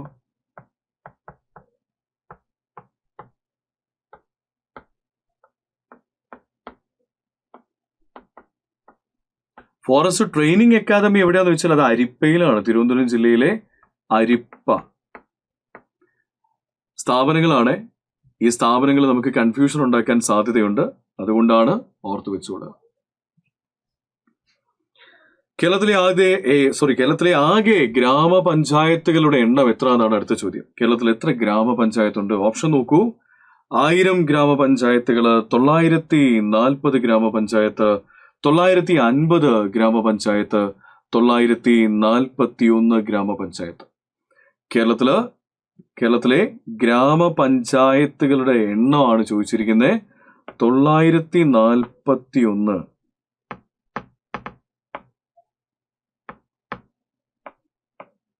941 ഗ്രാമപഞ്ചായത്തുകളാണ് കേരളത്തില്. കേരളത്തിലെ ഏറ്റവും വലിയ ജലവൈദ്യുത പദ്ധതി ഏത്? ഏറ്റവും വലുതെന്നാണ് ചോദിച്ചിരിക്കുന്നത്. ആദ്യത്തേതല്ല, പള്ളിവാസൽ ആദ്യത്തേതാണ് അല്ലെ? ഏറ്റവും വലിയ ജലവൈദ്യുത പദ്ധതിയാണ് ഏത്? ഇടുക്കി. 780 മെഗാവാട്ട് വൈദ്യുതി ഉൽപ്പാദിപ്പിക്കുന്ന ജലവൈദ്യുത പദ്ധതി അല്ലെ, ഇടുക്കി. എന്നാൽ രണ്ടാമത്തെ വലുതോ? അത് ശബരിഗിരിയാണ്. രണ്ടാമത്തെ വലുത് ശബരിഗിരി പദ്ധതിയാണ്. പമ്പ, കക്കിയാർ നദിയിലൊക്കെ ആയിട്ട് സ്ഥിതി ചെയ്യുന്ന ശബരിഗിരിയാണ് രണ്ടാമത്തെ വലുത്. കേരളത്തിലെ നദികളിൽ കിഴക്കോട്ടൊഴുകുന്ന നദി ഏത്? ഭാരതപ്പുഴ, കബനി, പെരിയാറ്, നെയ്യാർ. കിഴക്കോട്ടൊഴുകുന്ന നദികൾ കബനി, ഭവാനി, പാമ്പാർ. ഇത് മൂന്നും അല്ലേ? യെസ്. അപ്പോൾ കേരളത്തിലെ നദികളിൽ കിഴക്കോട്ടൊഴുകുന്ന നദി ഓപ്ഷനിൽ നോക്കൂ. ഭാരതപ്പുഴ, പെരിയാറ്, നെയ്യാറ് മൂന്നും പടിഞ്ഞാറോട്ടാണ്. കിഴക്കോട്ടൊഴുകുന്ന ഏതാണ്? കബനിയാണ്. കിഴക്കോട്ടൊഴുകുന്നു മാത്രമല്ല, കിഴക്കോട്ടൊഴുകുന്നതിൽ ഏറ്റവും നീളം കൂടിയ നദി കബനി നദിയാണ്. ഏറ്റവും ചെറുത് പാമ്പാർ നദിയാണ്. ഈ കബനി നദി വയനാട്ടിലെ തൊണ്ടാർമുടിയിൽ നിന്ന് ഉത്ഭവിച്ച് കർണാടകയിലേക്ക് പോയിട്ട് കാവേരി നദിയിൽ എത്തിച്ചേരുന്ന നദിയാണ്. അതുകൊണ്ട് കേരളത്തിൽ നിന്ന് ഉത്ഭവിച്ച് കർണാടകയിലേക്ക് ഒഴുകുന്ന നദി എന്ന് ചോദിച്ചു കഴിഞ്ഞാൽ അതും കബനി തന്നെയാണ് അല്ലെ? കേരളത്തിൽ നിന്ന് ഉത്ഭവിച്ച് കർണാടകയിലേക്ക് ഒഴുകുന്നു. അതുപോലെ കബനി നദിയിലുള്ള കുറുവാ ദ്വീപൊക്കെ പരീക്ഷകളിൽ ഒരുപാട് വന്നിട്ടുണ്ടായിരുന്നു. കാരണം ഇതിലെ കുറുവാ ദ്വീപാണ് കേരളത്തിലെ ഏറ്റവും വലിയ നദീജന്യ ദ്വീപായിട്ട് സ്ഥിതി ചെയ്യുന്നത്. ഈ നദിയിലാണ് ബാണാസുര സാഗർ ഡാം സ്ഥിതി ചെയ്യുന്നത്. മാനന്തവാടി പുഴയും പനമരപ്പുഴയും ജോയിൻ ചെയ്തിട്ടാണ് കബനി നദി രൂപം കൊള്ളുന്നത്. ഓക്കെ, ഓർത്തു വെക്കുക. ഇവിടെ നിന്ന് ഉത്ഭവിച്ച് അങ്ങോട്ട് പോകുന്നു അല്ലെ? അവിടെ നിന്ന് ഇങ്ങോട്ട് വളപ്പൊട്ടണം പുഴ അവിടെ നിന്ന് ഇങ്ങോട്ട് വരുന്നു, കർണാടകയിൽ നിന്ന് കേരളത്തിലേക്ക് വരുന്നു എന്ന് പറഞ്ഞതുപോലെ കേരളത്തിൽ നിന്ന് കർണാടകയിലേക്ക് പോകുന്ന നദിയാണ് കബനി. നെക്സ്റ്റ്, കേരളത്തിലെ പക്ഷി സങ്കേതങ്ങളിൽ ഉൾപ്പെടാത്തതേത്? തട്ടേക്കാട് പക്ഷി സങ്കേതം പറഞ്ഞ ശീലം തന്നെ എങ്ങനെയാണ്? മംഗളവനം പക്ഷി സങ്കേതം, ചൂലന്നൂർ മയിൽ സങ്കേതം അല്ലെ? ചൂലന്നൂർ പക്ഷി സങ്കേതം എന്ന് പറയുന്നതിനേക്കാൾ കൂടുതൽ നമുക്ക് കേട്ട് പരിചയമുള്ള എന്താണ്? ചൂലന്നൂർ മയിൽ സങ്കേതം. ചിന്നാർ ഒരു മയിൽ സങ്കേതമെന്നോ പക്ഷി സങ്കേതമെന്നോ നമ്മൾ കേട്ടിട്ടുണ്ടോ? ഇല്ല. ചിന്നാറിനെ കുറിച്ച് നമ്മൾ കേട്ടുള്ളത് എന്തൊക്കെയാണ്? നക്ഷത്ര ആമകൾ കാണപ്പെടുന്നുണ്ട്, ചമ്പൽ മലയണ്ണാനെ കാണപ്പെടുന്നുണ്ട് അല്ലെ? സോ ചിന്നാർ. ഇതിന് ഉത്തരം ഏതാണ്? പക്ഷി സങ്കേതമല്ലാത്തത് അത് ചിന്നാറാണ്. ഭാരതപ്പുഴയുടെ ഉത്ഭവസ്ഥാനം ആനമല നിരകളിലെ പോത്തന്നൂരിനടുത്ത്, ചെട്ടിയഞ്ചാൽ കുന്നുകൾ, കർണാടകയിലെ ബ്രഹ്മഗിരി, പശ്ചിമഘട്ടത്തിലെ ശിവഗിരി. ഭാരതപ്പുഴയാണ് ചോദിച്ചിരിക്കുന്നത്. ഏതാണ് ഉത്തരം? ആനമലയാണ് അല്ലെ? ഭാരതപ്പുഴ ഉത്ഭവിക്കുന്നത് എവിടുന്നാണ്? ആനമലയിൽ നിന്നും ഉത്ഭവിക്കുന്ന നദിയാണ് ഭാരതപ്പുഴ. ആനമല ഓർമ്മയുണ്ടോ? പശ്ചിമഘട്ടം ആനമുടിയിൽ വെച്ച് 3ആയി പിരിഞ്ഞിട്ടുണ്ടായിരുന്നു. 3ആയി പിരിഞ്ഞതില് മുകളിലേക്ക്, അതായത് വടക്കോട്ട് പോയ ഭാഗമാണ് എന്ത്? ആനമല എന്നറിയപ്പെട്ടത് അല്ലെ? വടക്കോട്ട് പോയത് ആനമലയാണ്, തെക്കോട്ട് പോയത് ഏലമലയായിരുന്നു.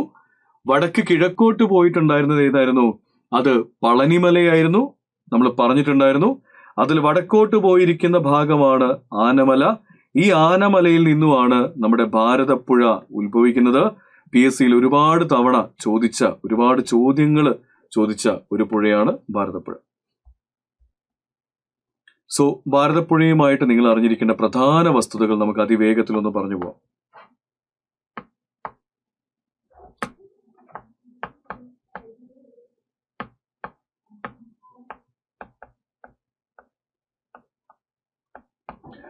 ഭാരതപ്പുഴയുടെ നീളം 209 കിലോമീറ്റർ ആണ്. എക്സാമിന് ചോദിച്ചിട്ടുണ്ട് അല്ലെ, നീളം ചോദിച്ചിട്ടുണ്ട്.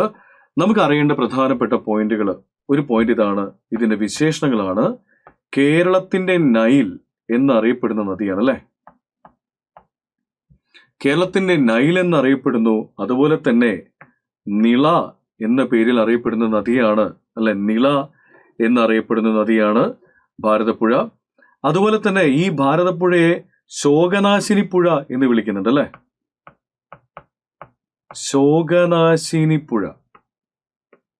ശോകനാശിനി പുഴ എന്ന് എല്ലാ സ്ഥലത്തും അറിയപ്പെടുന്നില്ല. ഇത് ചിറ്റൂർ ഏരിയയിലാണ് ഈ ഒരു പേരിൽ അറിയപ്പെടുന്നത്. ചിറ്റൂരിലാണ് ശോകനാശിനി പുഴ എന്ന പേര് ഇതിനുള്ളത്. അത് വിളിച്ചത് ആരാണ്? എഴുത്തച്ഛനാണ്. ഇതിനെ ശോകനാശിനി പുഴ എന്ന് വിളിച്ചത് തുഞ്ചത്തു രാമാനുജൻ എഴുത്തച്ഛനാണ് കേട്ടോ, എഴുത്തച്ഛനാണ്.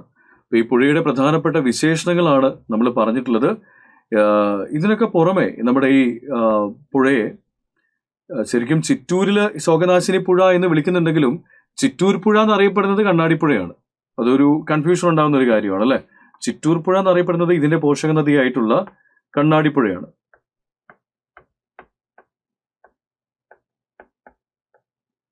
കണ്ണാടിപ്പുഴയാണ് ചിറ്റൂർ പുഴ എന്നറിയപ്പെടുന്നത്. പക്ഷെ ചിറ്റൂരില് ശോകനാശിനി പുഴ എന്നറിയപ്പെടുന്നത് ഇത് തന്നെയാണ്, നമ്മുടെ ഭാരതപ്പുഴ തന്നെയാണ്. അതുപോലെ ഈ ഭാരതപ്പുഴ പൊന്നാനിയിൽ വെച്ചാണ് ഇത് അറബിക്കടലിൽ എത്തിച്ചേരുന്നത് അല്ലെ, പൊന്നാനിയിൽ വെച്ചാണ് ഇത് അറബിക്കടലിൽ എത്തിച്ചേരുന്നത്, അറബിക്കടലിൽ പതിക്കുന്നത്. ഭാരതപ്പുഴയുമായിട്ട് ബന്ധപ്പെട്ട് നിങ്ങൾ അറിഞ്ഞിരിക്കേണ്ട പ്രധാനപ്പെട്ട മറ്റ് കാര്യങ്ങളും കൂടെ, ഏറ്റവും പ്രധാനപ്പെട്ടത് കൂടെ ഞാനൊന്ന് പറയുവാണ്. അതിൽ നിള എന്നറിയപ്പെടുന്ന ഒരു നദിയാണ് എന്ന് നമ്മൾ പറഞ്ഞിട്ടുണ്ടായിരുന്നു. നിളയുടെ കഥാകാരൻ, അതുപോലെ തന്നെ നിളയുടെ കവി, കൺഫ്യൂഷൻ ഉണ്ടാക്കുന്ന രണ്ട് ഫാക്ട്സുകളാണ്. നിളയുടെ കഥാകാരനും നിളയുടെ കവിയും. നിളയുടെ കഥാകാരൻ എന്നറിയപ്പെടുന്ന ആരാണ്? അത് MT വാസുദേവൻ നായരാണ്. MT വാസുദേവൻ നായരാണ് നിളയുടെ കഥാകാരനെങ്കിൽ നിളയുടെ കവി എന്നറിയപ്പെടുന്ന ആരാ? P കുഞ്ഞിരാമൻ നായരാണ്. P കുഞ്ഞിരാമൻ നായരാണ്. ക്ലിയർ ആണല്ലോ? യെസ്. ഇനി ഭാരതപ്പുഴയുടെ പ്രധാനപ്പെട്ട പോഷക നദികൾ ഏതൊക്കെയാ? ഭാരതപ്പുഴയുടെ പ്രധാന പോഷക നദികളാണ്, ഒന്ന് കണ്ണാടിപ്പുഴ, രണ്ടാമതൊരു പോഷക നദിയാണ് തൂതപ്പുഴ, മറ്റൊരു പോഷക നദിയാണ് ഗായത്രിപ്പുഴ. ഗായത്രിപ്പുഴ മറ്റൊരു പോഷക നദിയാണ് കൽപ്പാത്തിപ്പുഴ.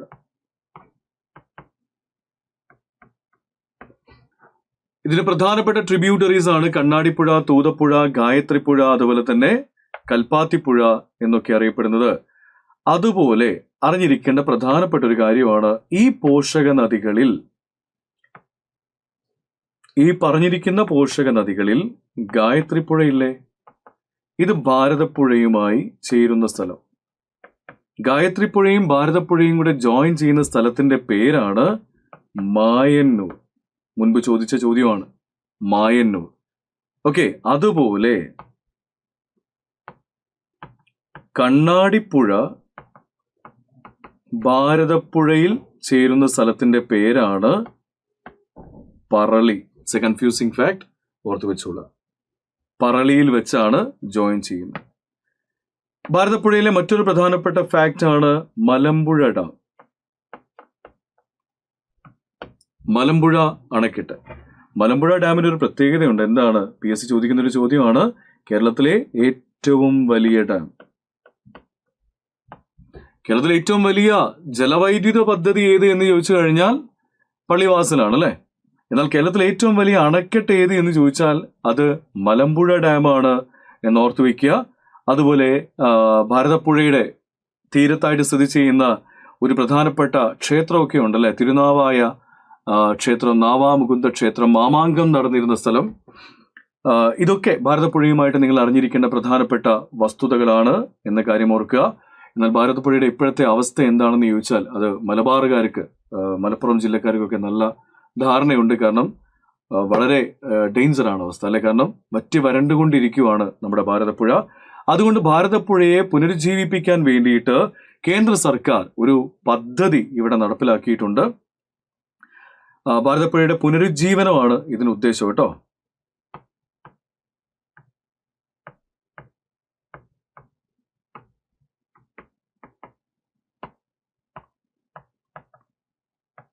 പുനരുജ്ജീവനത്തിനായി നടപ്പിലാക്കിയ കേന്ദ്ര സർക്കാർ പദ്ധതിയാണ്.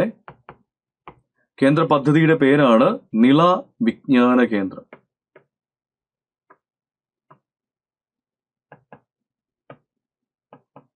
നിള വിജ്ഞാന കേന്ദ്രം എന്ന് പറഞ്ഞൊരു പ്രൊജക്ട് നടപ്പിലാക്കുന്നുണ്ട്. എന്തിനാണ്? നമ്മുടെ ഭാരതപ്പുഴയെ പ്രൊട്ടക്ട് ചെയ്യാൻ വേണ്ടിയിട്ടുള്ള ഒരു പ്രൊജക്റ്റാണ് എന്ന് ഓർത്തു വെക്കുക. അടുത്ത ചോദ്യം, കേരളത്തിലെ പ്രധാന മത്സ്യബന്ധന തുറമുഖമായ നീണ്ടകര ഏത് ജില്ലയിലാണ് സ്ഥിതി ചെയ്യുന്നത്?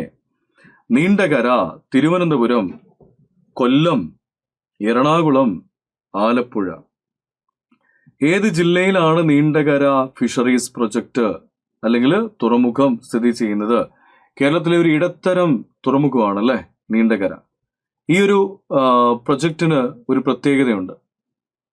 നോർവേയുമായി ചേർന്നുകൊണ്ട് നടപ്പിലാക്കിയിരിക്കുന്ന ഒരു പ്രൊജക്റ്റാണ് നീണ്ടകര. അത് മാത്രമല്ല, ഈ പ്രൊജക്ട് നോർവേയും ഇന്ത്യയും മാത്രമല്ല, ഇതിന് പിന്നില് മൂന്നാമതൊരു സഖ്യവും കൂടെയുണ്ട്, മൂന്നാമതൊരു കക്ഷി കൂടെയുണ്ട്. അത് ഐക്യരാഷ്ട്ര സംഘടനയാണ്. UN-ന്റെ നേതൃത്വത്തിലാണ് ഈ ഒരു കരാറ് നമ്മൾ ഒപ്പുവെച്ചിരിക്കുന്നത്. ഓക്കെ, അപ്പം കേരളവും അല്ലെങ്കിൽ ഇന്ത്യയും നോർവേയും കൂടെ ചേർന്നുകൊണ്ട് നടപ്പിലാക്കിയിരിക്കുന്ന ആ പദ്ധതി കൊല്ലം ജില്ലയിലാണ് എന്ന് ഓർത്തു വെക്കുക. ഇതാണ് ഇന്ത്യയുടെ ആദ്യത്തെ, നമ്മുടെ കേരളത്തിൽ നടപ്പിലാക്കിയിരിക്കുന്ന ആദ്യത്തെ ഒരു വിദേശ രാജ്യവുമായിട്ടുള്ള ഒരു പ്രൊജക്ട്. കൊല്ലം ജില്ലയിലാണ് നീണ്ടകര. ഈ നീണ്ടകര 1953 നമ്മളിവിടെ ഡെവലപ്പ് ചെയ്തൊരു പ്രൊജക്റ്റാണ്. ഈ നീണ്ടകരയ്ക്ക് ഒരു പ്രത്യേകതയോടെ ഉണ്ട്. നമ്മുടെ അഷ്ടമുടിക്കായൽ അറബിക്കടലുമായിട്ട് ജോയിൻ ചെയ്യുന്ന സ്ഥലത്താണ് നീണ്ടകര പ്രൊജക്ട്. 1953 നമ്മൾ നടപ്പിലാക്കി. ഈ പദ്ധതി നിലവിൽ വന്ന ശേഷം കേരളത്തിൽ ആദ്യമായിട്ടൊരു കോസ്റ്റൽ പോലീസ് സ്റ്റേഷൻ സ്ഥാപിച്ചിരിക്കുന്നത് ഈ നീണ്ടകരയിലാണ്. കേരളത്തിലെ ആദ്യത്തെ കോസ്റ്റൽ പോലീസ് സ്റ്റേഷൻ സ്ഥാപിതമായതും നീണ്ടകരയിലാണ്. സിംഹവാലൻ കുരങ്ങുകളുടെ ആവാസ വ്യവസ്ഥയായി നിലനിർത്തുന്നത് ഇവിടെയാണ്. സൈലന്റ് വാലി ദേശീയോദ്യാനം. എന്തുകൊണ്ടാണെന്നൊക്കെ നമ്മൾ പറഞ്ഞു. വെടിപ്ലാവിന്റെ സാന്നിധ്യമാണ്. ശാസ്ത്രീയ നാമങ്ങൾ പോലും നമ്മൾ പറഞ്ഞിട്ടുണ്ടായിരുന്നു. ദെൻ കേരളത്തിലെ ഏക ചന്ദന നിർമ്മാണ ഡിവിഷൻ ഏതാണ്? മറയൂരാണ് അല്ലെ. ചന്ദന നിർമ്മാണ ഡിവിഷൻ മറയൂരാണ്. കേരളത്തിൽ ഏറ്റവും കൂടുതൽ പട്ടണങ്ങളുള്ള ജില്ല ഏതാണ്? കേരളത്തിൽ ഏറ്റവും കൂടുതൽ പട്ടണങ്ങൾ പാലക്കാട്, തിരുവനന്തപുരം, എറണാകുളം, തൃശ്ശൂര്. ഏറ്റവും കൂടുതൽ എവിടെയാ പട്ടണങ്ങൾ? എവിടെയാണ്? എറണാകുളം ജില്ലയിലാണ് ഏറ്റവും കൂടുതൽ പട്ടണങ്ങൾ. എറണാകുളം ജില്ല. കേരളത്തിൽ ഏറ്റവും നീളം കൂടിയ നദി സിമ്പിൾ പെരിയാറാണ്. പെരിയാറാണ്. ചുവടെ തന്നിട്ടുള്ളതിൽ കേരളത്തിന്റെ കിഴക്കോട്ട് ഒഴുകുന്ന നദി ഏതാണ്? കിഴക്കാണ് PSCക്ക് ഇഷ്ടം അല്ലെ. കിഴക്കോട്ട് ഒഴുകുന്ന നദികൾ. ഓപ്ഷൻ നോക്കൂ. പെരിയാർ, കബനി, ഭാരതപ്പുഴ, പമ്പ. ഉത്തരം കബനി. കേരളത്തിലെ കാർഷിക ദിനമായി ആചരിക്കുന്ന എന്നാണ്? ചിങ്ങം 1, മകരം 1, ചിങ്ങം 10, മേടം 1. ഏതാണ്? ചിങ്ങം 1-നാണ്. ശാസ്താംകോട്ട തടാകം സ്ഥിതി ചെയ്യുന്ന ജില്ല? ശുദ്ധജല തടാകമാണ് ശാസ്താംകോട്ട. ഏത് ജില്ലയിലാ ശാസ്താംകോട്ട? കൊല്ലം ജില്ലയിലാണ് ശാസ്താംകോട്ട സ്ഥിതി ചെയ്യുന്നത് അല്ലെ. കൊല്ലം ജില്ലയിലാണ്. ചേറ്റുവ മത്സ്യബന്ധന തുറമുഖം സ്ഥിതി ചെയ്യുന്ന ജില്ല? ചേറ്റുവ മത്സ്യബന്ധന തുറമുഖം സ്ഥിതി ചെയ്യുന്ന ജില്ല ഏതാണ്? അത് തൃശ്ശൂർ ജില്ലയിലായിട്ടാണ് സ്ഥിതി ചെയ്യുന്നത്. ഓക്കെ, അപ്പൊ നമ്മള് ഒരുപാട് ചോദ്യങ്ങൾ നമ്മൾ ചർച്ച ചെയ്തു. അതുപോലെ റിലേറ്റഡ് ആയിട്ടുള്ള ചില ഫാക്ട്സും നമ്മൾ ഡിസ്കസ് ചെയ്തിട്ടുണ്ടായിരുന്നു. അപ്പൊ എനിക്ക് പറയാനുള്ള കാര്യം ഇതാണ്. 18-ാം തീയതി പരീക്ഷയ്ക്ക് പോകുന്ന സമയത്ത്, പരീക്ഷ എഴുതാൻ പോകുന്ന സമയത്ത് വളരെ ആത്മവിശ്വാസത്തോടു കൂടി തന്നെ പരീക്ഷ നിങ്ങൾ അറ്റൻഡ് ചെയ്യുക. തീർച്ചയായിട്ടും വിജയം നിങ്ങളുടെ കൂടെ തന്നെയായിരിക്കും. ബാക്കി നമുക്ക് വീണ്ടും കാണാം. Okay, all the best and take care.